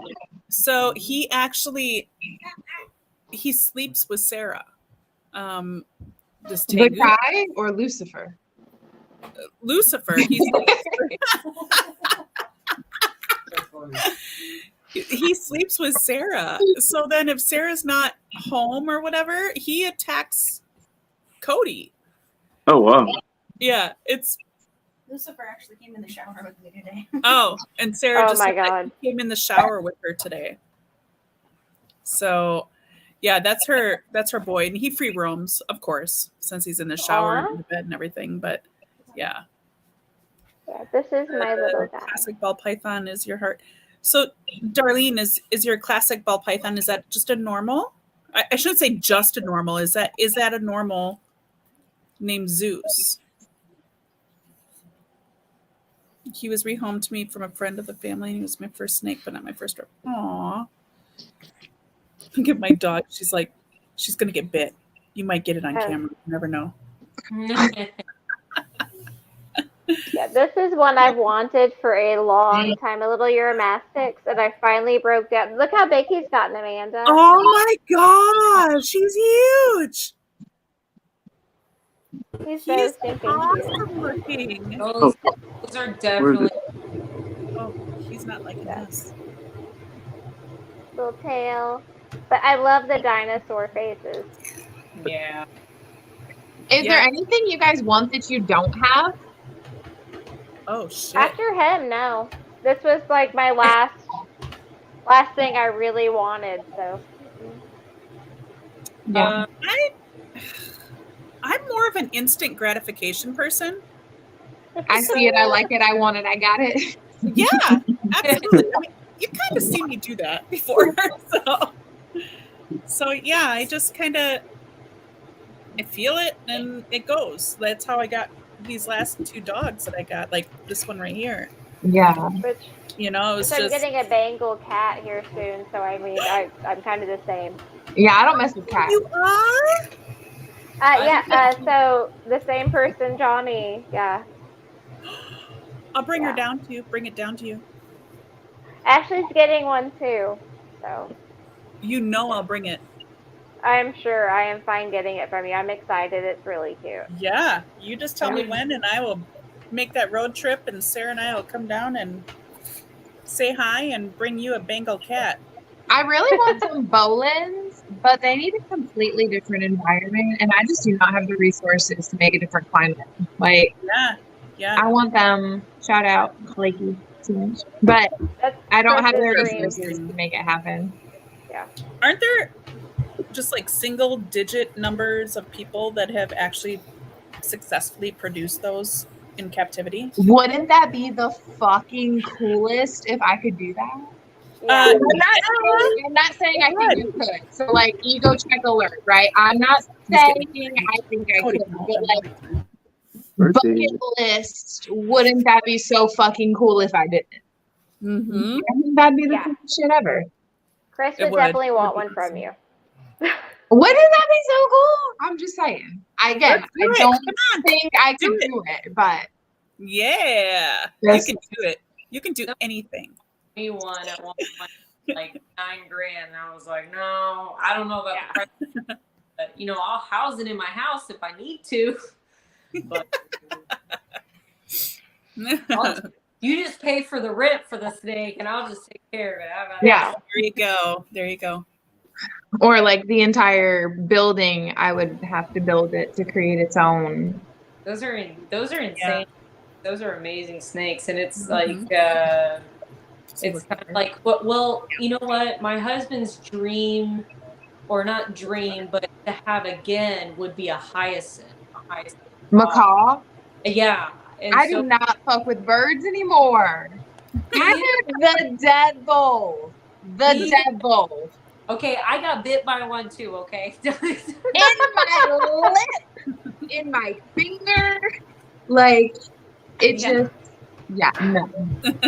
Him and his dad, they used to have a lot of macaws, and I think what they had was a green something, I can't remember, but they have the majority of those kind of birds, but I would remember, but after the moment that I got bit by one of those really big, like, I think it was a harlequin or something, what it was, but I was like, no, the beak's huge, no thank you. No, I got beat up by a goffin, okay, a fucking cockatoo. He handed me my butt, like, I'm done. I'm done. You sure he can beat you up or just try to, like, do nasty stuff with you? Dolphins are nasty. It was our bird, and she loved us both, and then she like sexually matured and picked Aubrey, and so I became public enemy number 1. And she would like dance before she attacked me, and she'd be like, ha, ha, ha, "Here we go," and she'd like attack me. Like, no. I mean, I can get you an ostrich. You want an ostrich? Oh, that's cool. No, I don't mess with birds. Like, I'm gonna cook one on Thursday. Like, that's my use for them. I'm done. That's funny. I would put Little Miss Wellens on a back of an ostrich, and then just watch her ride. Oh my god! And be like on a Yoshi. Yeah. I don't miss dealing with the ostriches, man. Wait, like you had one? Yeah. What? Why? So my uncle Bobby down in the Lampasas area. Oh well, Uncle Bobby, that explains it.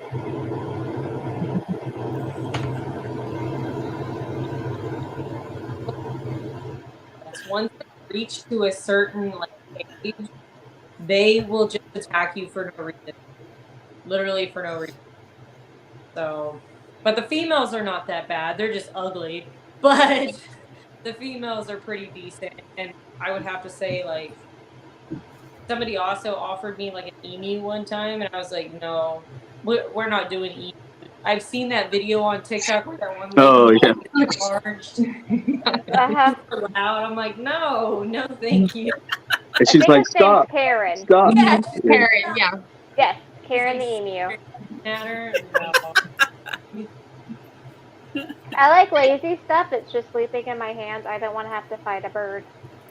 Right? Exactly.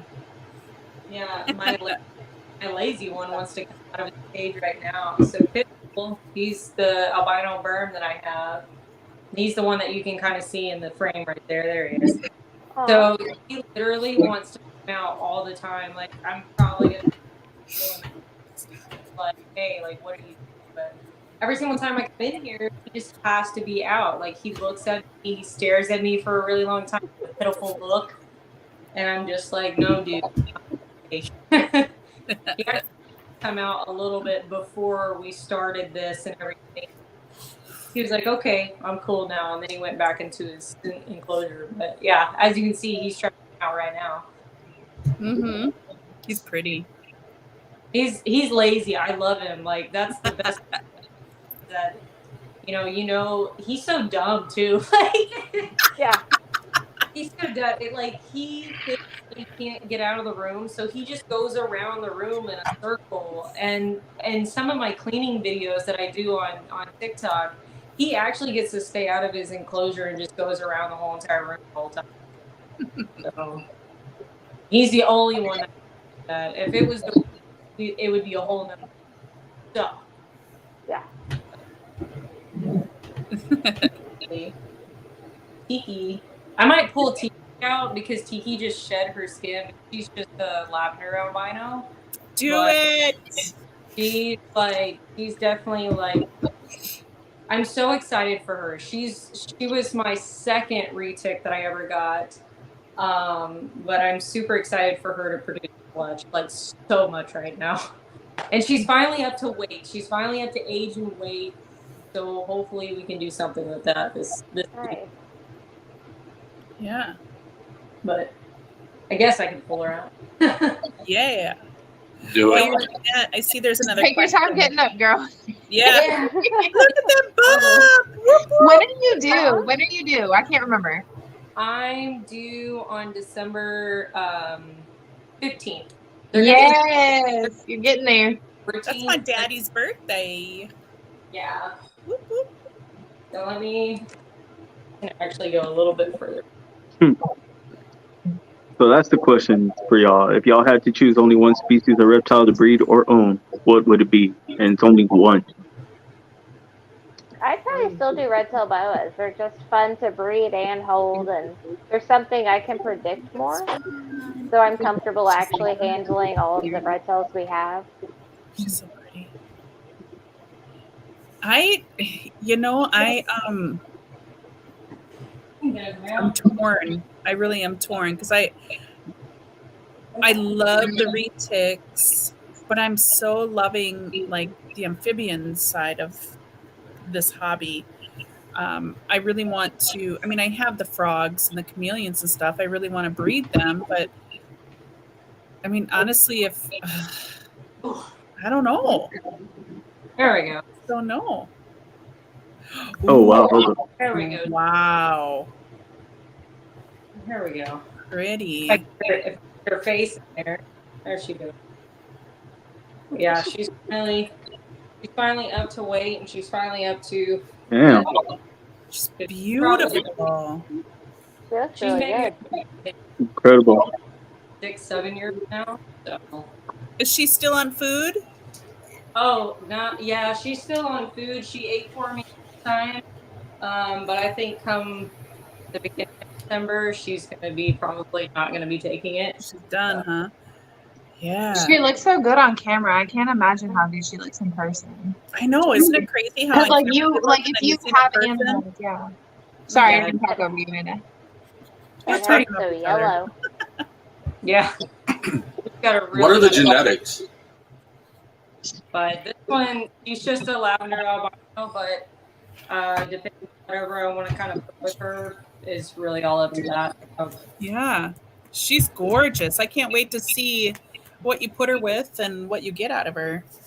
well, actually, a male here from Jason Royer.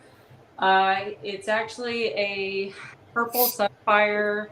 There's a possible GS with that, and then platy. So I figured that male would probably go pretty well with her, but I'm not really quite sure. But we'll see. But you know, we all have connections with people with certain genetics that we need, and Heck plus yeah. they kind of need the genetics too. So that's what I'm for. But, Yeah. and then I have another female that's up top here. She's actually came from Soul Daddy Retics. She's the white GC het pied. So I plan on actually doing pieds in the future. So Nice. that'll be Pies are so fun. They're so pretty. Mm-hmm. She's definitely really pretty, but she's been rubbing her face on the tub. It happens. It's all messed up right now. Oh, I hate when that happens because they just don't stop. Yeah. We bought all new racks because of that. We had boas that kept getting rubs from our previous racks, and boas do not heal like a retic. So part of the rack was scratching them more when they were pushing. It was more expanded metal on top, so we switched to the plastic tops of the ARS because we lost a high-end male boa and a female that we had just from that infection. On boas, they don't have the same healing that retics do. No, they don't. I agree 100% on that. So we did antibiotics, debridement, topical creams, and it just kept getting worse. We had to put him down. It got so bad. I felt horrible. So we spent a lot of money on new racks to prevent that again. Did it work? Did it help? We haven't had rubs anymore, but we had to put that one down. We're just trying to prevent future. So, but they seem to do better because they're actually like a flat plastic with the holes versus the expanded metal. So, yeah. I hear you about the head rubs because we have some super old freedom breeders, and it's insane. But like you said, Sarah, they're so damn expensive. You know, we spent a lot of money last year trying to upgrade, and you can't even tell for the most part with the big cages, I should say, because they're just so expensive. You can only do so much at a time. But yeah, so that's. Are you getting rid of those big pull-out ones you have? We're going to upgrade. Yeah. So like we still have, like we just got some newer ARS. Yeah. And those seem pretty good. The only thing is that you can't. So like with us, we like to deep clean a couple times a year. You can't pull them out very well. Yeah. And get them out and power wash and everything. You have to do it by hand. Ooh. Yeah. That's pretty. But I guess it's just kind of weird that way, but they don't have such a beautiful snake. When I saw that on her face, I was like, "Are you serious?" I healed up. Like she did this just recently. Yeah. I was like, "Are you kidding me right now?" Well, it doesn't take much either. Like to be honest, like it doesn't take much pushing for them to really swell up. Yeah. The bacan pushed horribly for just a short spell, and it gave her such a lump on her forehead, but it's going down with time. Yeah. I would say you're not even be able to know that happened. I would say, when her face is actually good looking, but look at the she's beautiful. Oh my goodness. Yeah. So this one actually came from one of the past NRBC shows, and I actually went to the auction for the first time. Like, I've never been to the auction ever in my life, which probably don't need to be going anymore. Yeah. But I absolutely loved it. There's a lot of positivity with that. But all I heard from the announcer was hide, and I put a bid in. Me and Matt Edmonds, we were both like bidding at the same time. He had no clue he was bidding against me, even though he was sitting right beside me. That's typical Matt fashion. I just kept putting my hand up, and I was just like, whatever it is, like $550, let's go with it. And that's pretty much what I got her for, thankfully. Wait, So- I missed a little bit of that. You're next to Matt Edmonds, you said? Yeah. Oh, gotcha. I got that kind of out of what Britt said, with that's typical Matt fashion. Yeah. Yeah, he was upbidding her while she was trying to get it. And he probably thought he was helping her. And I was Gosh, how can we not love Maddie? I love Matt. Mattawati. Oh, I love him so much. Bro, I love this comment. I love her. He exhausts me, but I love him. I will spend every fucking day I can with him. Yeah, no. It definitely helps make Arlington fun. Yeah. Oh yeah. So I got an interesting question going backwards a little bit here for everyone on the panel. As an industry, so this is becoming a hotter and hotter topic, and especially with all of us, minus Chris, owning big snakes. Mm-hmm. What can we do better as an industry on a husbandry aspect? And this is overall, this is a very, very loaded question, and we might end up down a rabbit hole, but I'm fully prepared for it. And I love a rabbit hole. I want the full opinions and no holding back here. Sorry. So we're changing things to try to make it better with us too. We're slimming down, but we're also going to be doing bigger caging. And so we try to promote when we sell them to make sure people know housing requirements, feeding requirements, so people aren't trying to cram these big snakes into tiny little cages. Yeah. I've seen some enclosures that people end up getting to say like what are these big, like the big dart frog looking enclosures. They're like maybe, I don't know, they're so tall. There was a TikTok video that happened to where this guy was keeping a retic, like he called it his feeding enclosure. Like, what the hell? You know, because there was stuff inside the cage. You could tell that snake had been living in that cage. Mm-hmm. That snake looked exactly like Tiki, as big as Tiki. And I was just like, that snake is living in a dart frog cage? There's no way. What the fuck? And yeah, I mean, if I ever find the TikTok video, I'll send it to you. But I even called this person out, and I could not believe that this person even made like 1 million views off of that video. But with educational videos that we make, they only get like what, 300, 500 kind of views in this way. But I was just like, we really have to hunker down on the husbandry on these guys, because as you can tell, I had to upgrade my cages. These cages all came from Todd Becker. Absolutely loved him. But, you know, like I knew what was best for my snakes. I didn't want to keep them in tubs. I didn't want to keep them in anything that was no bigger than 4 feet. Like I wanted them to be 6 foot, 8 foot cages, but they needed to be it.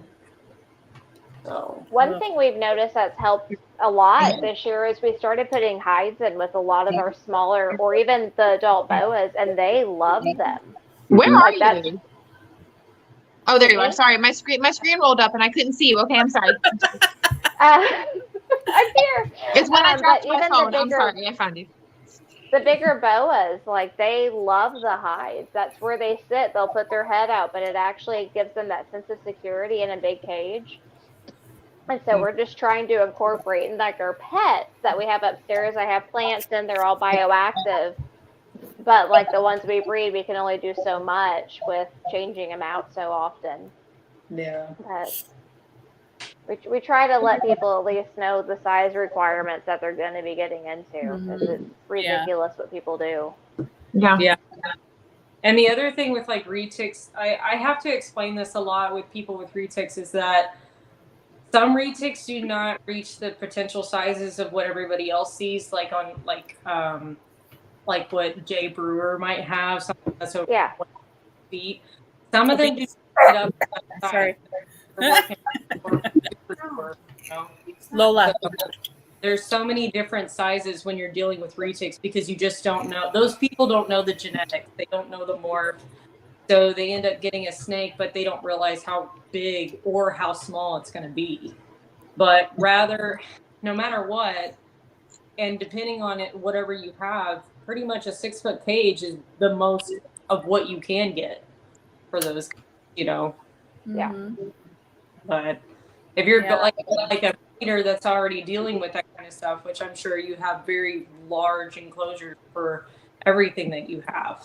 So we have a few 8-foots we built, but they were for aggressive females, so we have it where we can slide the divider in and actually clean one side without stressing her out. Hopefully she moves to the side when we're done. Sometimes that's a wait.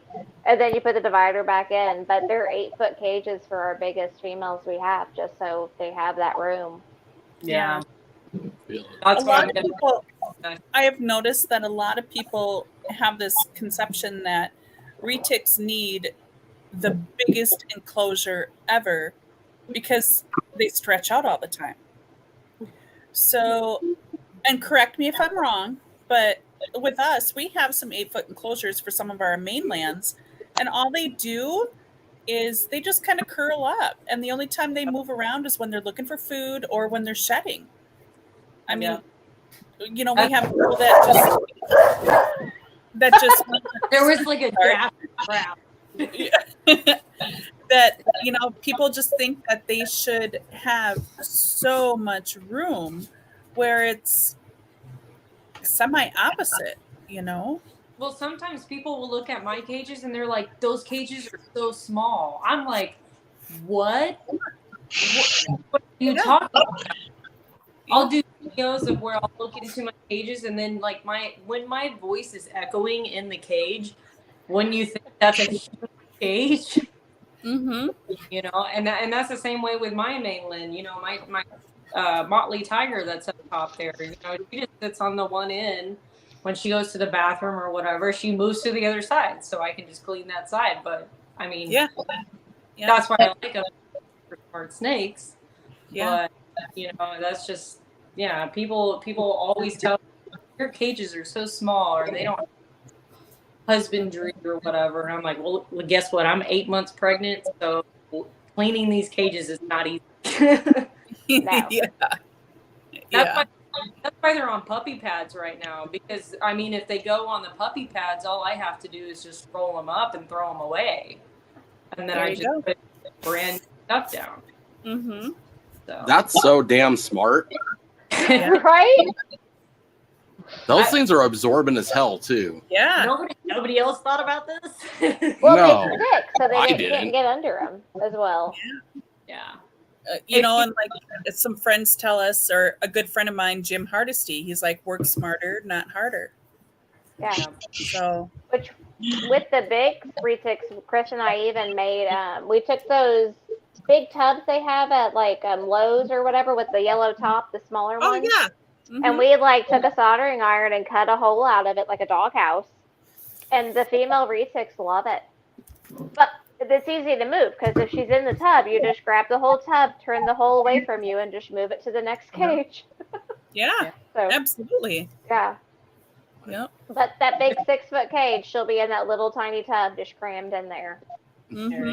Yeah. An example of what they look like. That's what they perfect. We just have the ones that are like half that size, and they love it. When I see people buy those in the store, I'm like, I wonder what kind of reptiles they're going to use. Yeah. I mean, what are they transporting, right? Right? Yeah, we have one up there.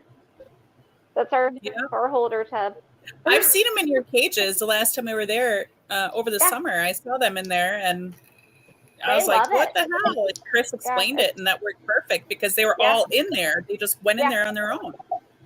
So, or she'll be on top of it. That's kind of awkward. But when they're inside of it, it's so easy just to do stuff without having to worry about messing with them. Mm-hmm. Yeah, because people always tell me, they're like, you need to get your snake's hides or whatever. And I'm like, what do you want me to get, a foot locker? Yeah. These aren't ball pythons in a little 20-gallon tank there, Missy. Right? Yeah. Oh, we'll have some get under the hide and the whole hide lifts up with the boas. It's kind of funny. Yeah. Yeah. I love that. Yeah. I don't know if I can turn my camera. You can see it, which they're breeding, so it's kind of a mess, but like the hides all lifted up. Aww. My bloods are all underneath of their hides because, they're a snake, but I gave them the benefit of the doubt. I put as much cocoa husk stuff in there, that bedding and everything, just so they can get underneath of it and hide and get away from me and stuff. But they always go to the hides, and at least I know if they're in their hide, I can really quickly spot clean everything so I don't get nailed, and then I can just close it up. So I might actually end up getting one of those little tiny tubs because they're inside these 6-foot cages. So I ended up taking the 6-foot cage and just cutting it in half, considering that they both fit perfectly well. And probably just do that, but they seem very content.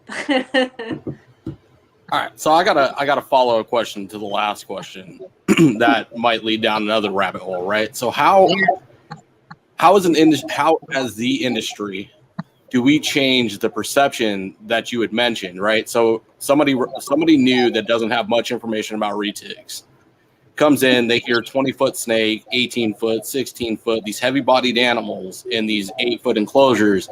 And their perception is that, that thing needs the size of enclosure I saw on Barczyk's video where he's got an anaconda in a 20 by 20 by 20, this ginormous apartment for this animal, right?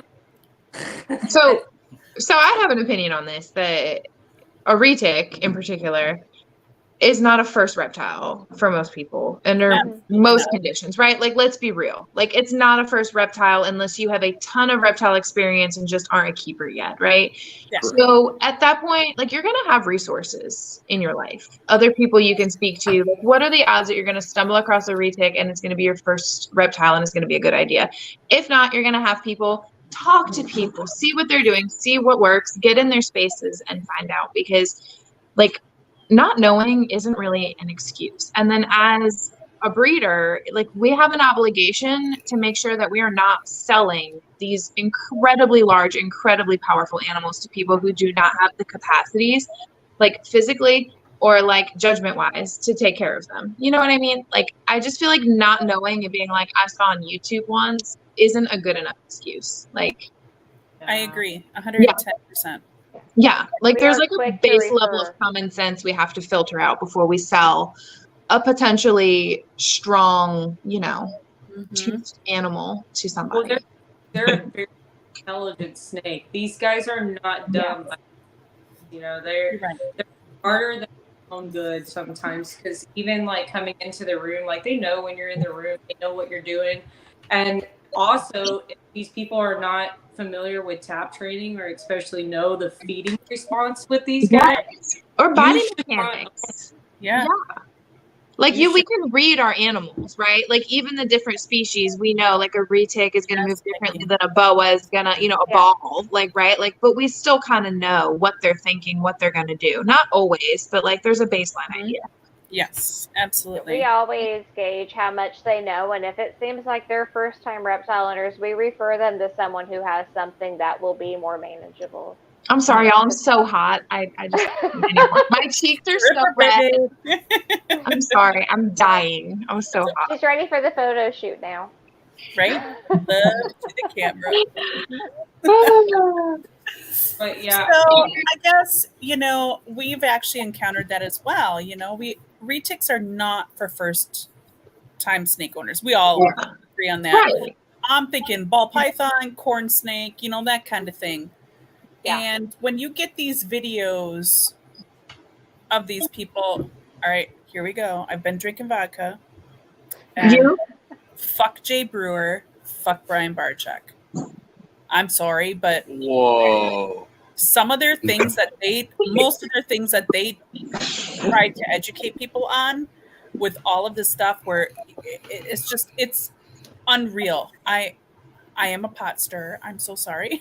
Oh no. Trust me. You're 50% of the way there. What'd you say? I said you're 50% of the way there. I 100% support you and fuck Jay Brewer. I fucking hate that guy. But Barczyk, on the other hand, I don't know. We gonna talk. I just see the stupid stuff that they portray out there. More Jay Brewer than Brian Barczyk, but I see so much of the shit that is out there, and it gives us all a bad name. And I'm sure with me saying that, it's going to give me a bad name. But, you know, it's just... We all got a bad name with someone. Oh, true. Yeah. I was like, y'all are entitled to your own opinions at the same time. I was going to say, you can swim in the same damn boat. Or we're entitled to our own experiences. Yeah. Yes. Yeah. I'm not going to sit in a big pile of big retics and see which one bites me first. Hi, Nikki. I'm not going to YouTube it. And I'm not going to YouTube me pulling eggs when you know that snake is going to strike out at you. You know, it's just, I literally just saw it yesterday with Jay putting on, I think it might have been on TikTok or something. And, you know, he was like dodging the bites and stuff. Well, that's exactly why we filmed it the way we did. And we were like, look, like, this is what you do when this is how you pull eggs. And like, that's it, guys. Like, you know, like it doesn't have to. Yeah. We try to do the least stress on the female as we can. Like, get her off the eggs, but not entice her. But that's not as many clicks. Right? We need more. We need more content interaction. Yeah.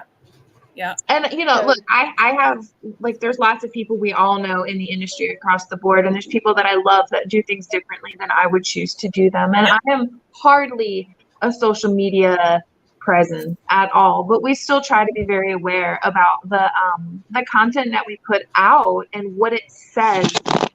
My phone's Are you okay? What it says. I'm on my charger, so it made it unstable. What that says about the industry, you know. On that same note, like, I had people at Halloween time that were like, "Oh my God, would you ever bring your animals to like a haunted house?" And I was like, one, it's October, it's too cold for them. Yeah, they would die. Two, I work really hard to change people's perceptions of what like reptiles are. Why would I put them in a spooky situation? You know what I mean? Like, if you're gonna do good for the name of like animal keeping and the rights to own animals, like, we don't have to sensationalize how dangerous or radical they are. Like, it's like, absolutely, you know. Fuck yes. Thank you. Jesus Christ, it's about fucking time I'm on a panel and people agree with that. Right. And I get it. And I have friends that do it. And I'm like, good for you. Make a little money. But I'm just not going to do that. I'm not going to do that, you know? Yeah, me neither. I'm going to feel a lot less popular and a lot broker. And, you know, I'm going to, you know. And I'm the person that, where if I'm doing something wrong and you're telling me I'm doing something wrong, I'm going to fix it. Yeah. Right. I'm not going to keep doing it wrong, and I'm not going to put it all over for the world to see.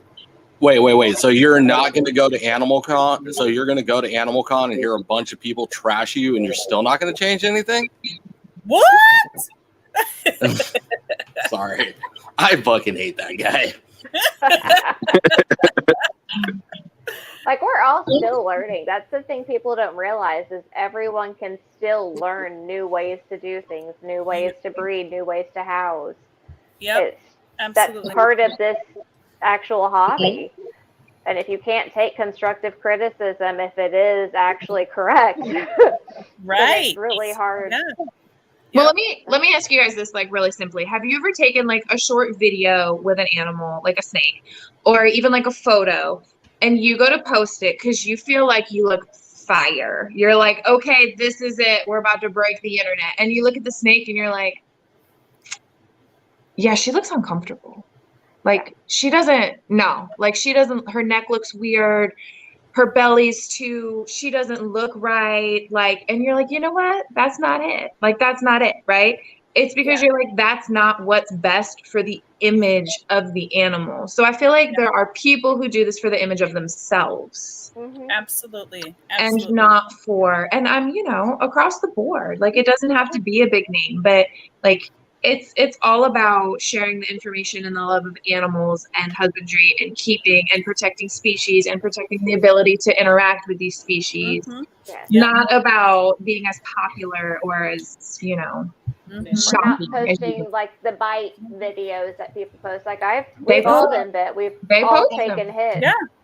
But we don't advertise that because it's known it comes with any animal that things happen. No. And And if that happened to me, I would send y'all like in a DM and be like, but I wouldn't. But I'm like, here, look at this video. Yeah. But I it know. doesn't. I know. Yeah. So, I remember oh my God. Sarah Wellens. She has a snake that is a drama queen. She's a retic and she acts like a freaking hognose. So she was going to clean her enclosure. So of course, it was a dirty enclosure. So she was raw or whatever, she pulls the snake out. The snake goes belly up on the floor. Like, oh my God, Mom, why are you cleaning my cage?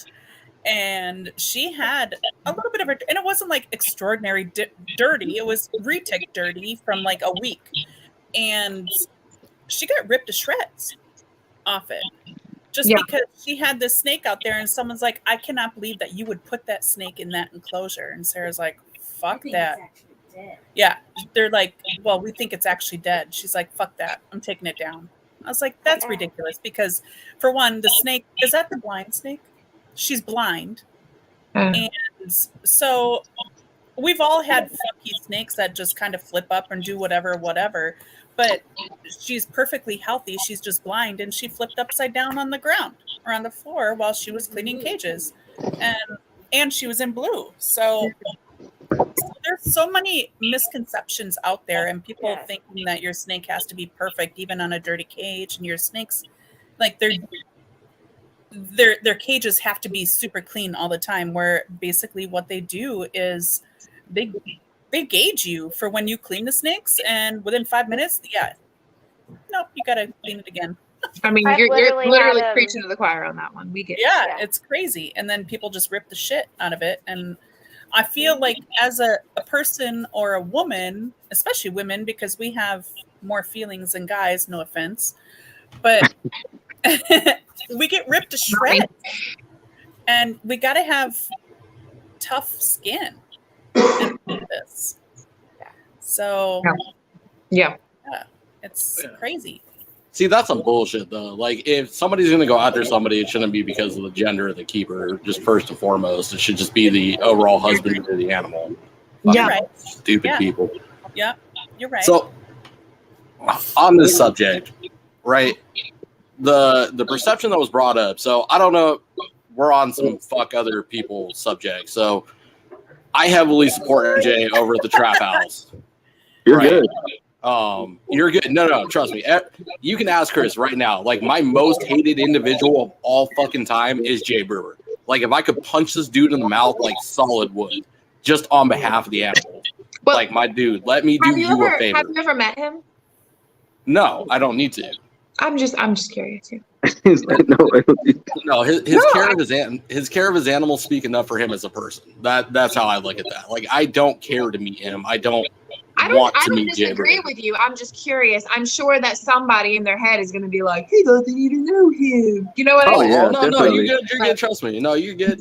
No, the way I look at it, that is my perception, is if you cannot take care of these animals, I don't care whether he is or isn't responsible. Whatever the excuse is, there is no excuse at the end of the day. You own that facility. You own those animals. Yeah, those animals need to be taken care of. And another aspect to look at it, that guy is the face of this industry. As much as we hate him, he's got the most views. He's the closest to Hollywood. and he's not These willing are to step up his videos husband. that people in public show me when they hear that I have reptiles. They're Exactly. like, "Did you see this?" And I'm like, "Yeah, that's Jay." Yeah. Exactly. And that to be the image that's portrayed of us as retic keepers. At the end of the day, any educated, well-kept retic owner knows better. But for that to be the image, like that's what I was talking about, the perception when somebody first comes into this industry or they're getting their first look, you know, that's it's horrible, you know, and that's my next follow-up question is how do we change the entertainment side of this? Because that's really what it is. Like was mentioned, you're pulling a retic off of eggs. Mom's not going to sit there and do that unless you antagonize her, for one. And it's not two, necessary. it's a horrible look. It's not necessary. It's horrible. I mean, that's like we don't strap women to tables and just like snatch their babies up out of them and we post it on the internet, you know, like we just don't have to do that. So yeah. I don't know. So you're saying how do we like undo that? Yeah, like how, you know, what do we do to change this? Because it's starting to get to a point where, all right, so backtracking to MJ, I watched the last Unfiltered podcast and it got me fired up on the subject of the breeding racks, the snakes and tubs, the fact that we're a bunch of inhumane fucks, basically. And we have to start, the message coming from US ARC is that we have to start changing what we have in our backgrounds, what we display in our videos. But I beg to differ. We need to change the entertainment side. Like you see racks behind me. This is what's in a rack. This is why it's in a rack. This is why it thrives in a rack. Like, and when it's done with this rack, this is where it's going. I have the space prepared and ready for it. Like I have the ability to care and provide. I have the intelligence to know what's next. Like, I think that's what we do. You know, I think that like anything, you just like pull the blankets off and you see what's there, you know, it's not that big of a, just nobody's willing to do it because people are lazy and I don't think their collections are up to the standard they know they should be. Ooh, damn, shots fired.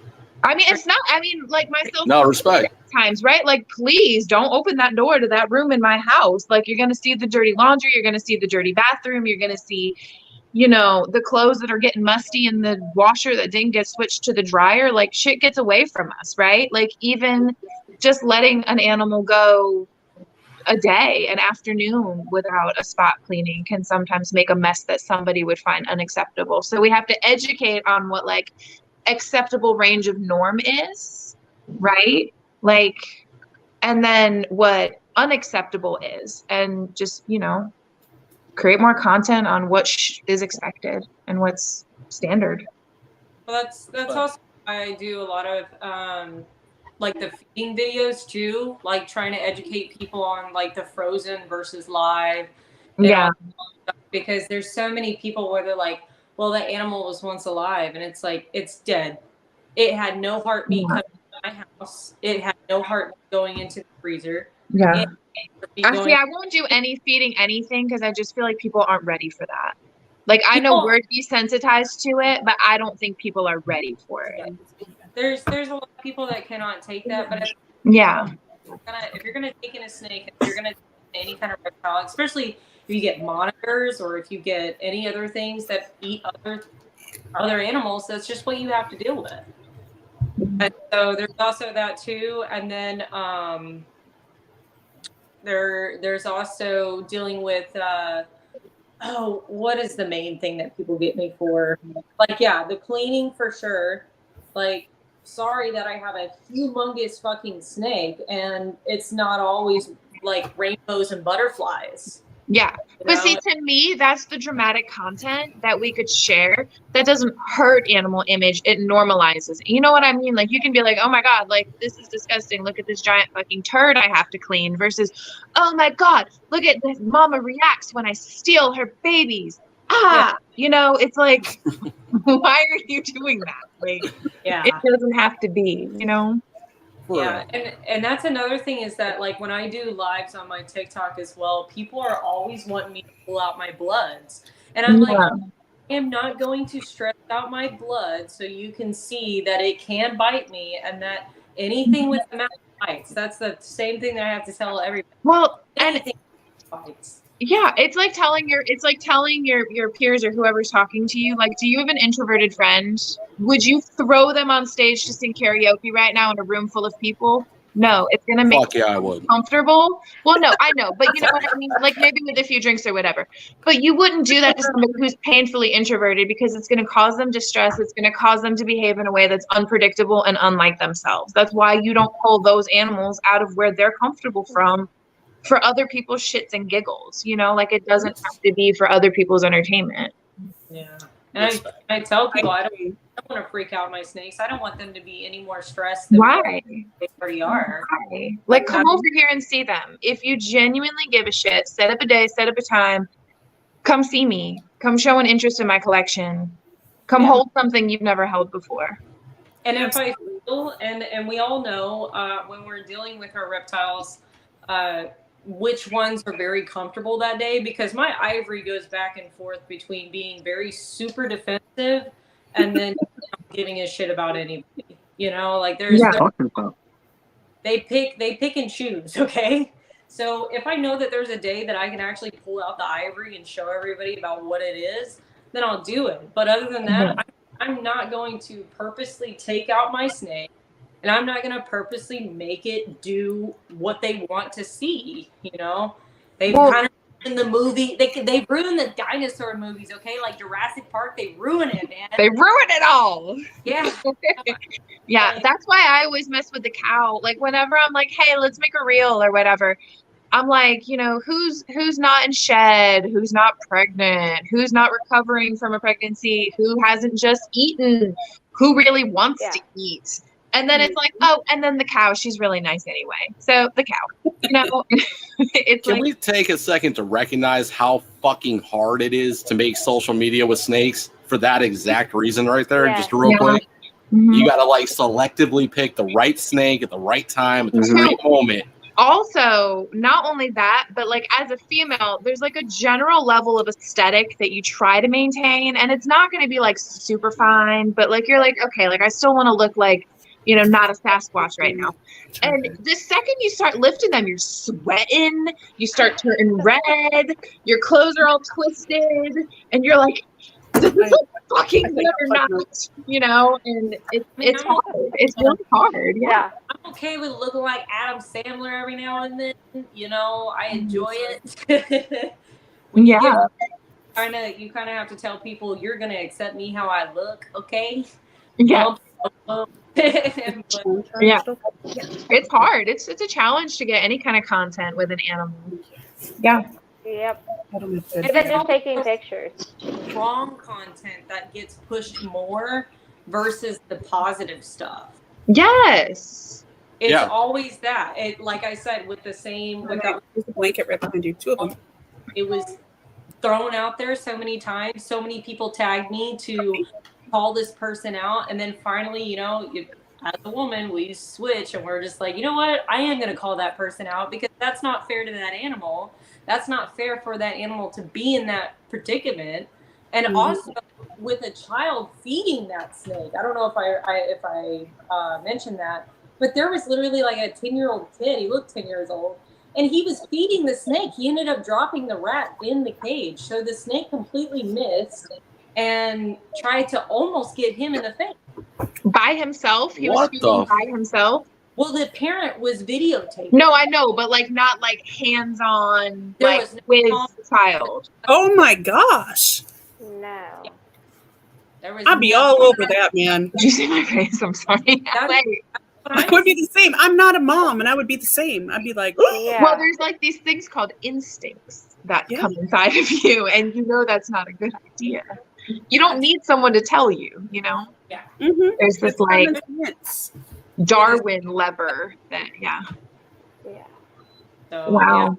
That video went pretty viral for a while, and it was just like, holy shit, like, just so many people were like, Montana, you need to tell him. You need to tell him how it is. You need to educate and everything. And then come to find out, I have that exact same cage, and I used it in my video. I was like, do you not understand? But Tiki is like 10 or 11 feet. And that's how big that snake literally looks in that enclosure of that dart frog enclosure. What else we can absolutely do is when we see content that negatively reflects the image, do nothing. Do nothing at all. Don't send it to your friend and say, look at this dickhead. Don't leave a comment that says, this is wrong, you shouldn't do this. Because all interaction is positive interaction on social media. Do nothing. Scroll on as quickly as you see it. If people send it to you, say, please don't send me content like this anymore. Do nothing. That's the only thing that can influence how somebody manages social media. Yeah. And it's hard because everybody has an opinion. Everybody has something to say, and they have something to critique everything that either we do or what they do. You know. So, and that's another thing is that like having social media, it's just it sucks. It really does, because it's either going to hurt the industry or it's going to thrive. Yeah. Or just when somebody sends you shit like that, say, hey, instead of sending me stuff like this, why don't you tag your friends in my videos? Yeah. Why don't you like and follow me? Like, unless you're on social media, you haven't liked my last 5 videos. Yeah. Right? Exactly. I'm all about the middle finger. I don't explain nothing. I just like, yeah, just fuck you. I just, yeah. You couldn't even leave me a fire emoji? Get out of here. Right? Exactly. Yeah. I agree with you so much, Aubrey, or Brittany. Who am I? I don't know why I'm always calling you Aubrey. I don't know why. So we used to have this friend. I think you know, but we used to have this friend, and when she first met me, she used to call me Aubrey's ex-girlfriend's name, and she said it so many times that she'd be like, I'm not going to call her. I'm not going to do it. I'm not going to do it. And for probably like 4 years into knowing me, she would still call me his ex-girlfriend's name. Like, every time she spoke to me. It is. Just tallies up how unmemorable I am.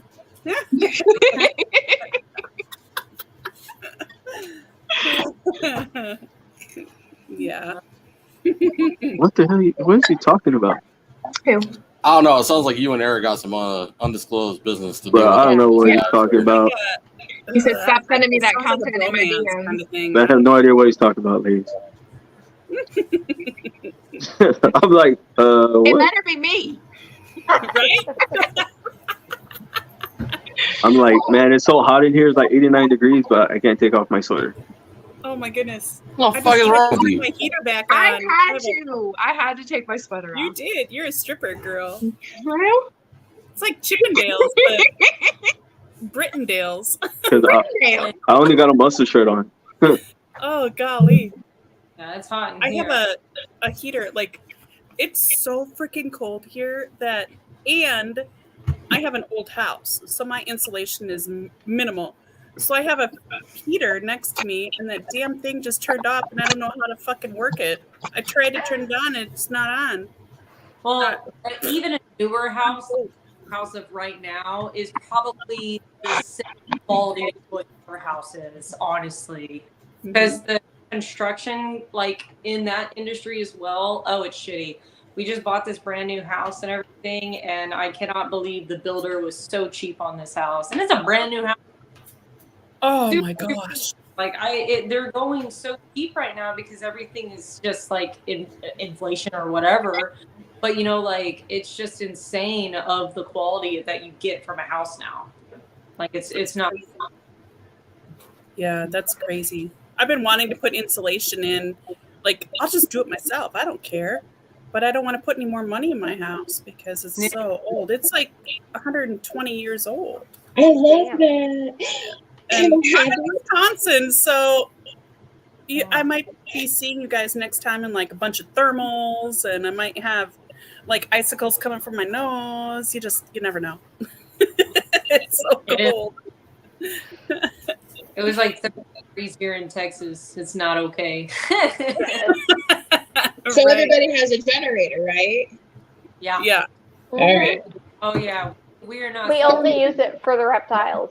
Has everybody fired it up once for the season to make sure it's working? Yeah. I think ours is now propane run. We switched to propane after the last season. Yeah, smart. We have one that has not yet been set up to the line to the house, but we do have a backup like pole gas. We have two, but yeah. Oh, nice, nice. Yeah, We don't use it for our stuff. We use it for only reptiles. So we're freezing upstairs. No. And all our food's outside. But, yeah. I'm asking for all the Arizona people, what the hell is a heater? A heater? Oh yeah, because they never get cold out there. So we have a split unit out there, so it's, it needs both. I would rather deal with this than like 120 degrees in Arizona. And dry. Our weather fluctuates. Oh, I'm sorry. Yeah.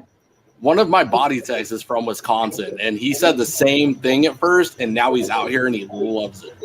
Really? Yeah. Yeah, he survived his first summer. I was surprised. I thought he was going to die. My girlfriend just came up here, and she lives somewhere in Arizona where it's really, really hot. And she said that her washer and dryer, or I should say her washer, I don't remember what she said about her dryer, is outside, and it's okay year round. But it's crazy. Use it in the summertime. It's covered? Like it's in like a structure? Yeah. Oh, okay. And she said that she can't use it in the summertime because it's too hot. Oh, yeah. I was like, what? But the other Arizona, you can cook and hot weather. Like you can have no mountains up there, and then you just have like desert. You can go out to the ranges and stuff. I've never been to Arizona. Yeah. You can cook cookies on the dash of your car, and in certain peak summers, you can fry an egg on the asphalt out here. And in August, like no joke. We fried eggs on the asphalt here, but holy crap, that's hot. Our weather fluctuates so much in a 24-hour period that we have to go out to the reptile room twice a day to make sure that the air is like in the right range, because sometimes we have to switch over midday depending on what it's doing out there. Sure, I get it. That's crazy. Wow. It's so far one way or the other. Come on, easy. Boza, your weather may be great, but you can't own no damn snakes, bruh. Right? Boom, mic drop. Biatch. Lay down, baby. Easy. Yeah. Okay, so I got an interesting question. Shameless fucking plug here, too. Woo. Have you guys used Redline shipping yet? Yeah. I love them. I fucking love them. I didn't do any of the shipping stuff, so that's all Chris. Respect. Which I think he does ship your reptiles still. Yeah. Time to give these guys a shot. We're not sponsored or anything. I just, I can't do it. Sorry, I'm hot. I'm so hot. Megan and Cold Hearted were the ones that were handing out shirts. I was like, fuck yeah. Oh, God, here we go again. It's too hot in here, man. I'm sorry. Chris has baby oil on his your tank top is small on his store site if y'all need it.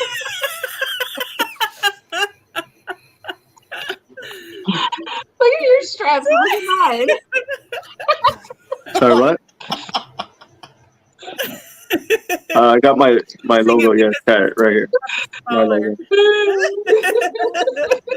Amazing. I'm sorry, it just got hot in here. It's too hot. I'm sitting in front of the fan, so it's a little breezy in the garage. Right. So Redline shipping, yes, I love them. We had an issue. I think FedEx was late, and the Redline representative, at whoever it was, he actually called me. Excuse me. And told me that there was a delay in the shipping, and then he called FedEx or whatever, and he fixed the problem without us even asking. Wow, that's impressive. They're amazing. We've shipped with them since they announced that they are a company. So we started shipping with them, and nothing but amazing stuff. Awesome. That's what's up. Yeah, it's so worth it. It's worth the change. And So we always knew that FedEx could pick up at the facility for snakes and stuff, but with Ship Your Reptiles, and we never had a problem with Ship Your Reptiles. But Redline has the link to where you can actually click on it and set the time frame for FedEx to pick up for you. And it's only $5. Wait, so FedEx picks up what? Like animals, like whatever we want to ship out. Yeah. So like for us, for our facility. Yeah. So we have it all ready, and FedEx actually comes to our facility and picks up our animals for us. To ship with Ship Your Reptiles. Ours is through Redline. Through Redline. I'm sorry. Ooh, yeah, sorry. Redline. Yep. And they have on Redline, they have an actual link that you just click, and they set it all up right then and there. Is getting them fuckers shipped out at the right time. Yeah, so they give us like a 2-hour time frame on when FedEx is going to be there. Yeah. We just have everything ready, and the guy comes, they scan it, and it's like it's so personable that they scan it right in front of you, and you're good to go. And you get the notification basically right away, like immediately, when they pick it up. That's cool. That's awesome. Can they pick it up later? I mean, literally $5. What?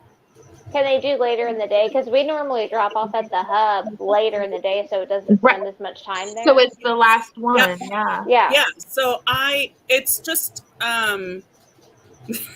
medium shirts, Dax. This is like a large. Okay, so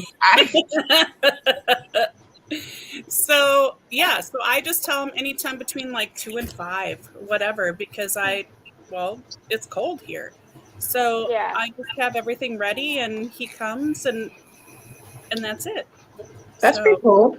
Yeah. Yeah, because our hub is 45 minutes away from us. Damn, yeah, that's which I guess ours is about the same where we live. Yeah.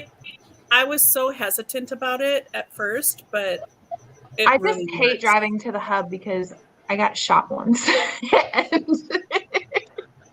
And I don't like going through town anymore. You got shot? Oh, yes. I remember that. Yeah. No, hold on. What the fuck? You got shot like with a gun? My vehicle got shot like multiple times while I was driving. I was at a stoplight, and then my husband was driving, and we were like accelerating through the light, and we got like shot a bunch of times. Yeah.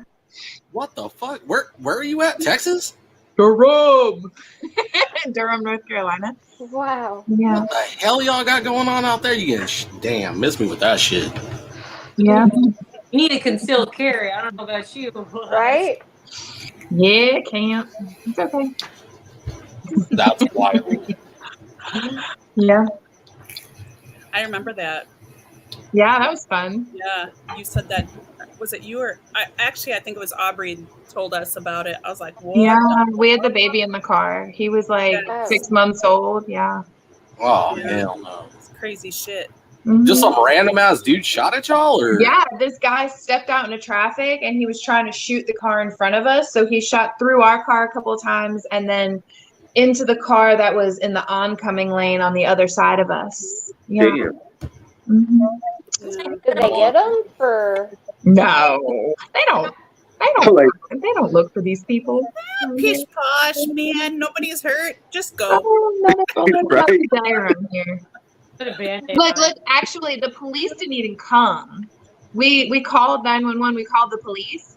Yeah. And we actually, we pulled up ahead. We pulled off to the side of the road on a side street. We called 911. We said what had happened. And then we flagged down an off-duty police officer like 10 minutes later. The crazy thing is we were like less than a mile from a police substation. Like they didn't come. They just weren't going to come. They weren't going to come. Yeah, you on your own out there. That's some wild ass shit. Yeah, they weren't going to come.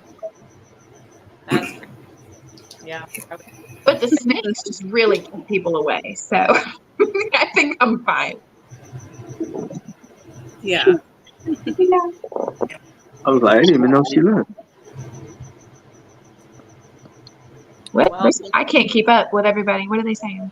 What's going on? I'm not even looking at any comments. I don't know. They said that you should have run this ass over. He was behind us. He was behind us. Reverse, run his ass over. Should have got out and shot his ass. I Somebody honestly, like, I was like kind of chilling in the passenger seat, kind of like slumped down a little bit, and it took me no, I didn't live over there. I was driving through town to go over there. I didn't understand what was happening. I thought maybe we like drove over some like firecrackers or something, because it was like that. Bro, No, said- it's not. Like, that's not. And I was like, oh, it is. Yeah. Ever since she lives in the ghetto. I live in a nice neighborhood. I was just driving through town. Yep. I was stuck with it. Platinum, albino. What else is in there? No, this one was the one that came from Jason Royer. It's the purple sunfire. There's cloudy possible OGS, but yeah. And of course, like, as we were talking about, like, the names of what we would call our snakes, his name is Thanos because he's got the purple. I mean, you can't have like an almost with purple in a snake and not call it Thanos, I guess. So it is what it is. My husband named him. I didn't name him. I told him, I was like, hey, any snake that comes in here, they need to be called by their morph, and he said otherwise. So he's beautiful. He's definitely pretty. I think we're gonna have a lot of potential. Yeah, absolutely. We'll definitely see. Oh my god, I forgot. There's like an extra funny part to the story about the shooting. Okay, Somebody said I would have been the guy. Yeah. So Wisconsin. Part of like we picked up. We had I can't remember what was. Honey, what was that lizard? It wasn't a monitor. What was that? It was a morlet. So we had a morlet like in a crocodile in a tub in the back of the SUV. And so they were sending forensics out to like do my car. And I was like calling my girlfriends like, hey, I need someone to come get me and my son. My husband's going to stay with forensics. But like, you got to come get my crocodile too. And they were like, like, it's not weird enough that you're telling me I have to come get you from a shooting scene. I have to come get your crocodile too. Oh, thank Oh, snap. Yeah. That's a good point. Oh, sorry, I just like closed it. I'm so glad Yeah, I forgot about that part. Houston, because I don't have an enclosure that's built up for them at the moment here. The enclosure built, we'll get the dwarf caiman here, but this goes back to the question of unusual animals that you might have, because every single time somebody hears me having a dwarf caiman, they're like, oh, you have a giant crocodile. I'm like, no. No. He thinks that he's a big crocodile, but he's not. So yeah, that's really that's crazy. Having a shooting and then all of a sudden, like, me in my tub. I need a shot of a car and a crocodile. Yeah, preferably like before forensics gets here because it's gonna make it weird. Could you imagine what they were like if they did see it? What the? It was funny too because you could tell that they sent like the squad noobs. So it was like these two like young cute girls. My husband said, and could you just imagine them being like, "Oh my god, is it gonna eat me?" Yes, it will. Yeah, does it bite? It has teeth. Where is your husband? Is your husband in the room with you? He's in the room over. He's on the couch. I'm in the dining room. Yeah. Even What when about we were you, Miss bringing, McVicker? huh? I said, what about you, Miss McVicker? Oh, I'm in the garage, so you don't hear all the dogs. They're upstairs. Where's your husband? Upstairs. Oh, so he's not even in the room?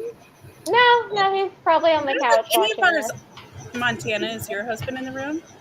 He's actually in the bedroom. Oh, I was going to say, maybe we could have a little sneak peek at the husbands, but maybe not. got a puppy. So we just got a Doberman puppy. One of our neighbors had a litter, and he basically gave me the puppy. And I was like, "Oh, this is atrocious," because not only are we having like the baby coming, we have now a puppy. So, but yeah, We did Rest that. in peace. He I got did me. that too. Aubrey got me Maple the week we found out, or like 2 weeks before we found out I was pregnant, and we had Are you coming a baby down here? and a puppy. Oh, my husband's just coming to smoke weed. I can hear. Y'all will probably think that he's got like fishing hooks in his lip, but I mean, like, he's cool. We need a picture. We need to see his face. Bubby, you can say hey. Yes, we need the husband's face. You're not Why going to get is it. Go get him, guys. Bed. He's sleeping. It's Amanda and Sarah and Hey, what's up, Troy? Sarah and Chris, show your husband while you're at it. Okay, let me go get him real quick. Chris is sleeping. Yeah, you're right. Gio lives in Aubrey, I California. just got. They just joined me so Chris can smoke weed. Hey, Chris. Hi, we love you. We love you. Next time y'all are at a show and Aubrey has to borrow something because he forgot something for his setup, tell him fuck off because he didn't come say hey. Your paper towels, your dry erase markers, your heat tape, no. Your label maker, no. He doesn't want to get on camera? He doesn't want to get up. Oh, he's laying down. Oh yeah, he's otter style Oh, right hey. now. Chris, hold up your left hand. Nope. Do it. Nope. What? Sissy. Whoa. What? Where's Dax? I know we kind of lost the whole. He's still in here. Yeah, where did Dax go? What the hell? We were talking shit about Jay Brewer and he didn't jump in. What is this? I know, right? Dax, you're fired. Okay. Maybe Dax is scared. Whoa. Oh, look at the puppy. So Matt's coming. He just like got out of the shower and everything. So, but he has all of us on the big screen in our bedroom. Yeah, this is the little tyrant that we decided to take home. He doesn't even look real. What's his name? His hers? Beretta. Her name is Beretta. Beretta. Because baby girl. If anybody doesn't know, we deal with firearms all the time, and plus, like, we deal with women in firearms world, so I'm part of that too. Yeah. So I had to name her some form of firearm company, and Beretta was just the most favorite. That's awesome. I love her so much. I'll bring her home. Hey, real quick, Montana, there was a question for you in the comments. Does your husband deal with / like the snakes? He absolutely loves them. He's an animal person, so he's all about it, even though I keep bringing them home, and he's like, no more. But we managed to get more. So this last other show, I ended up bringing home another crested gecko. So I snuck it in. Okay, snuck it in. But he loves them. He absolutely loves them. So that's awesome. And sad because when we lost our cicada, he was definitely affected by it. So it was hard, but yeah, no, he absolutely loves all the snakes too, and he's really excited to see what we make in the. So that's awesome. So real quick, all right. We've all been debating, a handful of us, on what to name this show because every show kind of has its own name. What would you guys name Alive? What's up, man? How's it going? What's up? Going good. Hey, husband. Yeah. Yeah, he's real. There was a lot of people that didn't believe that he was real for a lot. Matt Edmonds thought that he was fake for a long time. He was hoping he was fake. He was hoping he was fake. Yeah. And then he magically appeared on FaceTime one. So. Good. That's like, oh shit, bro. They're like, oh, he's real. He does exist. Yeah. Okay, say what was it again that to name this? You know this what? episode? I'm just gonna make not the episode, but the show in general, our Women's Live, because Women's Live is so brand. But here's what I want to do. You guys this panel is now in charge of naming the Women's Live show from here forward. Hell yeah. That'd be dope. I kind of like Retic goddesses. True. Sarah. You could do like XX because like the female chromosome, like XX reptiles. There you go. Yeah. Oh shit.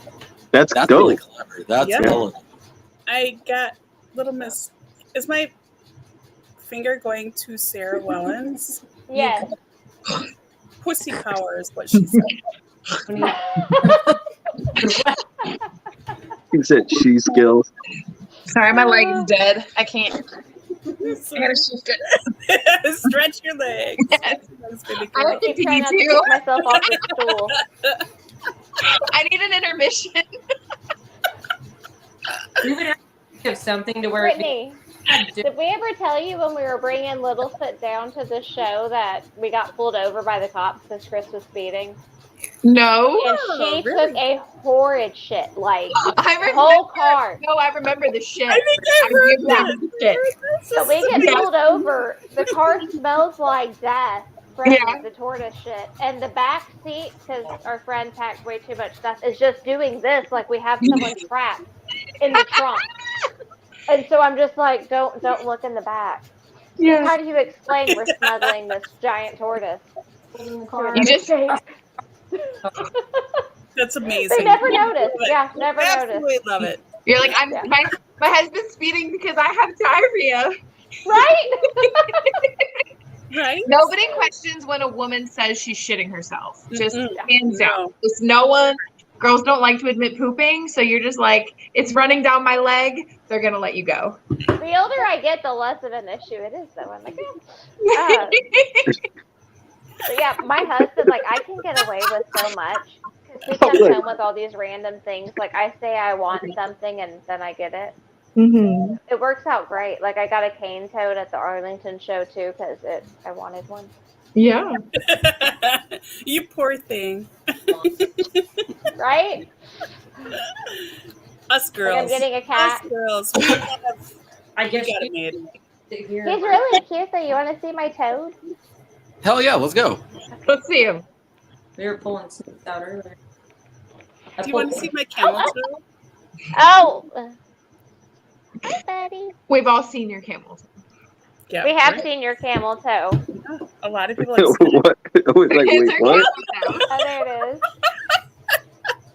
Oh! She's in her water, so it's. Oh, look at the eyeballs. Oh my gosh, Aw. they're crazy. No, looks toads are like so the- cool. Toads are cool. That looks like the animal from freaking Naruto, like to the T. If it was It's red. like that water toad. The She little likes her water. It's so amazing. I love it. Yeah. She's trying to run away now. But yes, I love her. Aw. She don't love you right now. No, she does not like me. What are you doing? She's not peeing on me, so that's a plus. But Yeah. I'm horrible at finding the camera. You're good. You're Yeah, good. you're good. Yeah. She looks amazing. She's gorgeous. I love her. She I want eats her. like crazy. So Yeah. super easy. Go back in. Okay. We were off showing her the take heading off. This sucks. She decided to get sick. Go away. Oh, I still have. You're Sorry. so pretty. You're so pretty. Right? Then you always have chlorhexidine, and you can just clean your hands with random stuff. There you go. Yeah. You're so cute. Why are you so cute? Mm-hmm. The dog is awesome. Ever had like a really freak accident with the reptiles? Like a super freak accident? At all? Our crocodile tore half her back off, the Morlet. She got What? trapped. Yeah, so we had a stock tank with cinder blocks so she can get under, or he could get under and around, and I guess got stuck. And he quit eating. And so when we took him out to clean the cage, his back had actually flapped. And so if you look at his back now, he's missing that top ridge on like a good section of it. Aww. Yeah, he healed great. We had to cut it off like after it started. It was bad, but yeah. So we moved him into his big enclosure after that. He's spoiled. But, Water your geckos. Feed her water. My phone is on how long the charger. Shit. You're good. I think we're gonna come up to a wrap up question right now. Yeah, I'm gonna ask if y'all could change one thing in this hobby or industry or in general, what would it be and why? People's perception of reptiles, probably, because I hear so much negative stuff without people actually knowing anything about it. So I just like changing people's perception. If people could have an open mind like they do with other animals, it would help a lot with the industry. Yeah. I think that like protocol, like I think that it would be really easy for there to be some basic protocol for like registering a reptile keeper and registering animals and even access to proper veterinary care, because it's so hard to get quality, affordable reptile veterinary care. And I think that deters a lot of people from doing the job they should do. Yeah. Yeah. Good answer. I like that one a lot. That's a new one. That's a really good one too. Yeah. That's a whole ass rabbit hole. I love that. Get it. No. There was definitely a time. I tried going to school to become. I'm not playing that game. No, there's not very many that we have for the reptiles. That is one of the things people also say. They're like, I can't do that. I can't do that at all. Yeah, but they'll like collect and spay and neuter feral cats and release them, and they'll do all kinds of stuff like that. Like, why can't they have clinics where people can get their, basic labs done on their reptiles, or basic medications for something like a respiratory virus without, not being able to treat your animal. It should be available. We've gotten lucky here. Who is that? Oh, Sarah? Yeah, I said we got lucky here. We have an amazing vet who does exotics. Like, yeah. He's fantastic, and we've had him probably most of the time that we've been doing like hardcore reptile breeding. Yeah. And he's fantastic. He'll show us stuff. He'll do testing for us. So we really enjoy. And he's actually a really good friend too. So it helps. Like, we fortunately haven't needed. Well, unfortunately, there was one time a virus wiped out a whole bunch of stuff, but we haven't really needed a lot of veterinary care for things. But I've had friends in the past that have had like tegus as like their beloved babies, and things have happened that were possibly treatable if caught early enough, but it didn't work out. Yeah. So our vet here that we use, he sets up at our reptile shows to help people so they know there's a vet with his office. It's fantastic. So they actually know there's a resource they can go to. Yeah. Because respiratory infections happen. Stuff happens. You get viruses. You get things that just don't go right. So it's nice having that resource. Right. Double.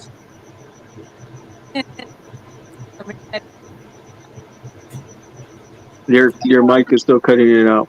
Baby, you're. You look really pretty.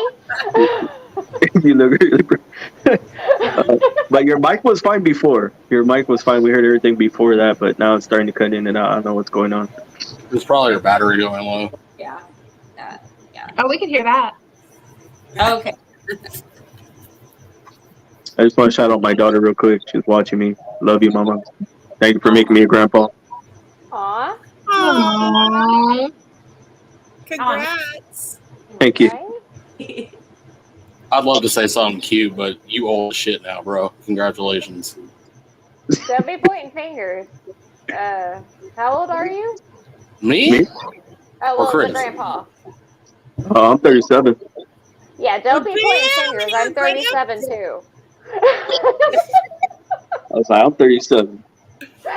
But I feel I just don't 21. have kids. I just stay active. Yeah. I play arena football. I work out, and of course, handle my reptile. I'm 37 and don't do any of that shit.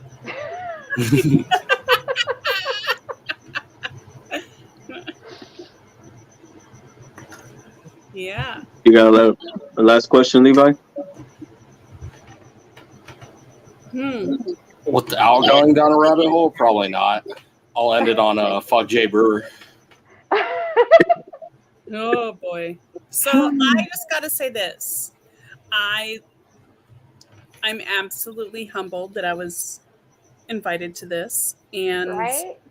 I still don't know why I was love the Same. fucking retics. I love the world that we're in with the retics. And I got my girls. I mean, we all have our girls, you know, like we're right here. And besides Tay, poor girl, I hope she feels better. I'm sure she will. But I'm a very humbled person. And I just love how far we've come as females in this industry. Yeah. It's so amazing. One thing I love about shows too is we get to see everybody. Like I just Oh like my keeping up gosh. with all the girls. Yeah, the hugs. And we get the to see hugs Brittany's are- ass. Yeah. Yeah. That's I do pretty bring fun. that. I do bring that every time. I just want to say y'all are awesome and amazing. Like y'all just keep doing what y'all doing. Thank you so much. Thank you. Respect. Real quick, I would like to shout out all the wives of the industry, all the female breeders that continue to do this shit day in and day out. This isn't easy for any of us, and let alone having stigmas put against y'all. Like, hats off. It's incredible what y'all do. Thank you so much. We do deal with a lot of shit. Literally. Yeah. Yes. Yes. Stuck on shit. Yeah. Rather you know, to me, this is not a job. This is my life. This is my lifestyle. So, because I love I don't doing. think a lot of people don't get that. It's something we've chosen to do. It's something we're passionate in. So when they become negative against us just by hearing what we do, it's very off-putting. Yeah. Yeah. Absolutely. Absolutely. Yeah. Well, when you're real, that's what happens. A lot of people come after you. Yes. Yes. Yeah, that's right. I kind of couldn't say it any better than that, man. That was perfect. Yeah. Yep. At least y'all heard that. Yeah, we heard that. Yes. That came in clear. We freaking heard it loud and clear. We heard a lot of what you said. It's just a couple times it went out. Well, Yeah, when you were answering the question. Yeah. Oh, sorry. Yeah. No, hopefully we can definitely do this again, and then also coming up for all of us for whatever we need to do. It kind of sucks because we can't just say just women are the retics or retic goddesses. It's because we deal with so many different reptiles, you know, like, and that's the thing. When I'm making my brand, I am in the process of or my logo. I can't just put retic blah blah blah. I have to kind of put exotic whatever because I have so many different things. It varies from tarantula all the way to retic. So that's the thing. Well, yeah. And there's people like Adeline who are arts, you know, and then there's people who are just shipping or just Cocoa Blocks or just whatever. So yeah, it's pretty all encompassing. Yeah. Yeah. So, yes. To come up with something that involves pretty much everybody from. Sure. Yeah. I agree. It would definitely be still want to do the photo shoot with the US Art shirts. See what reptiles we can pull into that photo shoot. Yeah. But hopefully we can get like maybe a few or whoever can get it to some of that to get going. So, and to show more than in the industry as well. So. Yeah. Mm-hmm. Yes, absolutely. My puppy's passed out in the lap. Holding on. Mine are like all over. Yeah, I'm just amazed y'all did 3 hours. Like, Yeah. Holy shit, it's been 3 hours. You know, women can really talk. hey, it was perfect. Y'all did good. I mean, I thank y'all for jumping on us. Like y'all coming on here, y'all could have said no, but y'all here and y'all did it. So, and that's what we were trying to do, is get y'all out there, get y'all to share y'all's knowledge and everything, bring y'all together even more. So, I'm just happy for all of that. Yeah, and quite honestly, I don't think that. I mean, it's a great podcast and everything, but I don't really think that it truly dealt and dug into our knowledge, just because we're just hitting the surface. Yeah, it's in part 1. We can come back for part 2, part 3, part 4. Yeah, I mean, well, I think sometimes. What? Go ahead. Oh no, I wasn't gonna interrupt you. Get in there, Britt. Okay, I think sometimes as women, we're tired of being summed up as our difficulties and our complications. And I think sometimes we don't like being constantly compared all the time to everything, sized up in every way possible. And I'm not like complaining about it. It's just that like, it's hard to hop on a podcast like this and be like, oh yeah, let me just play my tiny little fiddle and tell you every hardship I've had and every tough experience I have, when I have so many more like funny stories about me and my girls, like being at shows and doing things. And so, yeah, there's like a lot of experience and knowledge that we have that we can share, especially with other women that are interested in keeping their style or just knowing more or breaking stigma or fear, things like that. But like, you don't always want to like just dive into the heartache in your first time speaking something, you know? Like, yeah. I agree 100%. I think that in the next 3 months we should do another one. Okay. And we're just gonna we're just gonna be ourselves again, you know, and be positive and everything, because that's what we are. And we don't take no shit. Exactly. Yes. Yes. So yeah. More like detailed questions. Yeah. We get to see the baby. We get to I think her phone died. Oh no. Oh, we lost her. I'm back. No, I'm back. I don't know what the fuck happened. But we definitely need to do a little bit more detailed questions, especially with what everybody has to like deal with on a daily basis with our reptiles. We need to do that. Mm-hmm. And see, to do something like that, we'd have to trim down the panel 100%. Yeah. If y'all want, we could do another multi-panel live, but I mean, I'm sure Chris is okay with it and extending the offer. You know, we could bring y'all back on a solo too, do individual solos for the detailed questions, get to know each individual, kind of make a consistent factor out of it. Yeah. Absolutely. Yeah, do that for sure. Mm-hmm. This was super fun. Yeah. Yeah, I am really shocked. It's been 3 fucking hours. Yeah, I know. No, you hang up.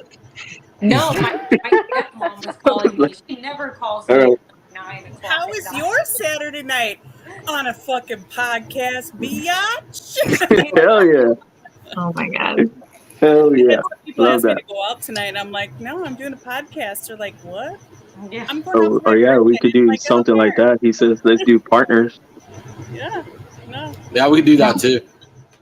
Bring you on one with your husband. Oh yeah. Yeah. Oh shit, yeah, that's a really good idea. Let's do that. He's like, oh shit, y'all got husbands. Yeah. You know what? It's been a train wreck in action. Like all of our husbands are. We'll say fucking it's about rock women. stars. We'll say it's about women, and then all we'll do is we'll get rid of all of the women, and then we'll just make it men. And then it'll just be guys. Yeah, and they'll like it better. Oh my I've had one guy at an Arlington auction come up and recognize me over my husband, and I was Yeah. like, "How is this happening?" That would literally never happen. Funny. Right? Wow. I think it was my Wow. tattoos. I think that's the only reason he knew me. Well, my Right. Tattoo's famous now. It's on YouTube. Yeah. Well, I'd hate to cut this short, but it's good to meet everybody and see everybody again, and it's really awesome to talk with you guys and the good and the bad. Okay, the good and the bad in this industry. Right. Absolutely. But I know my phone is literally about to die, and I don't want to end on a note to where I'm not able to tell you thank you. Yeah. So thank you guys for having me here, and it's awesome. It was so great to see you and actually kind of meet you. Yeah. Probably Better send pictures in this group of your baby after you have him or her. Oh yeah, no, it's a girl. Oh, it's a girl. Oh, princess! Congratulations. Well, you better name her after me. No, I'm kidding. She's already on. Her name is Meadow. Her name is Meadow Rose. Oh, how beautiful! All right, guys, we're gonna end this.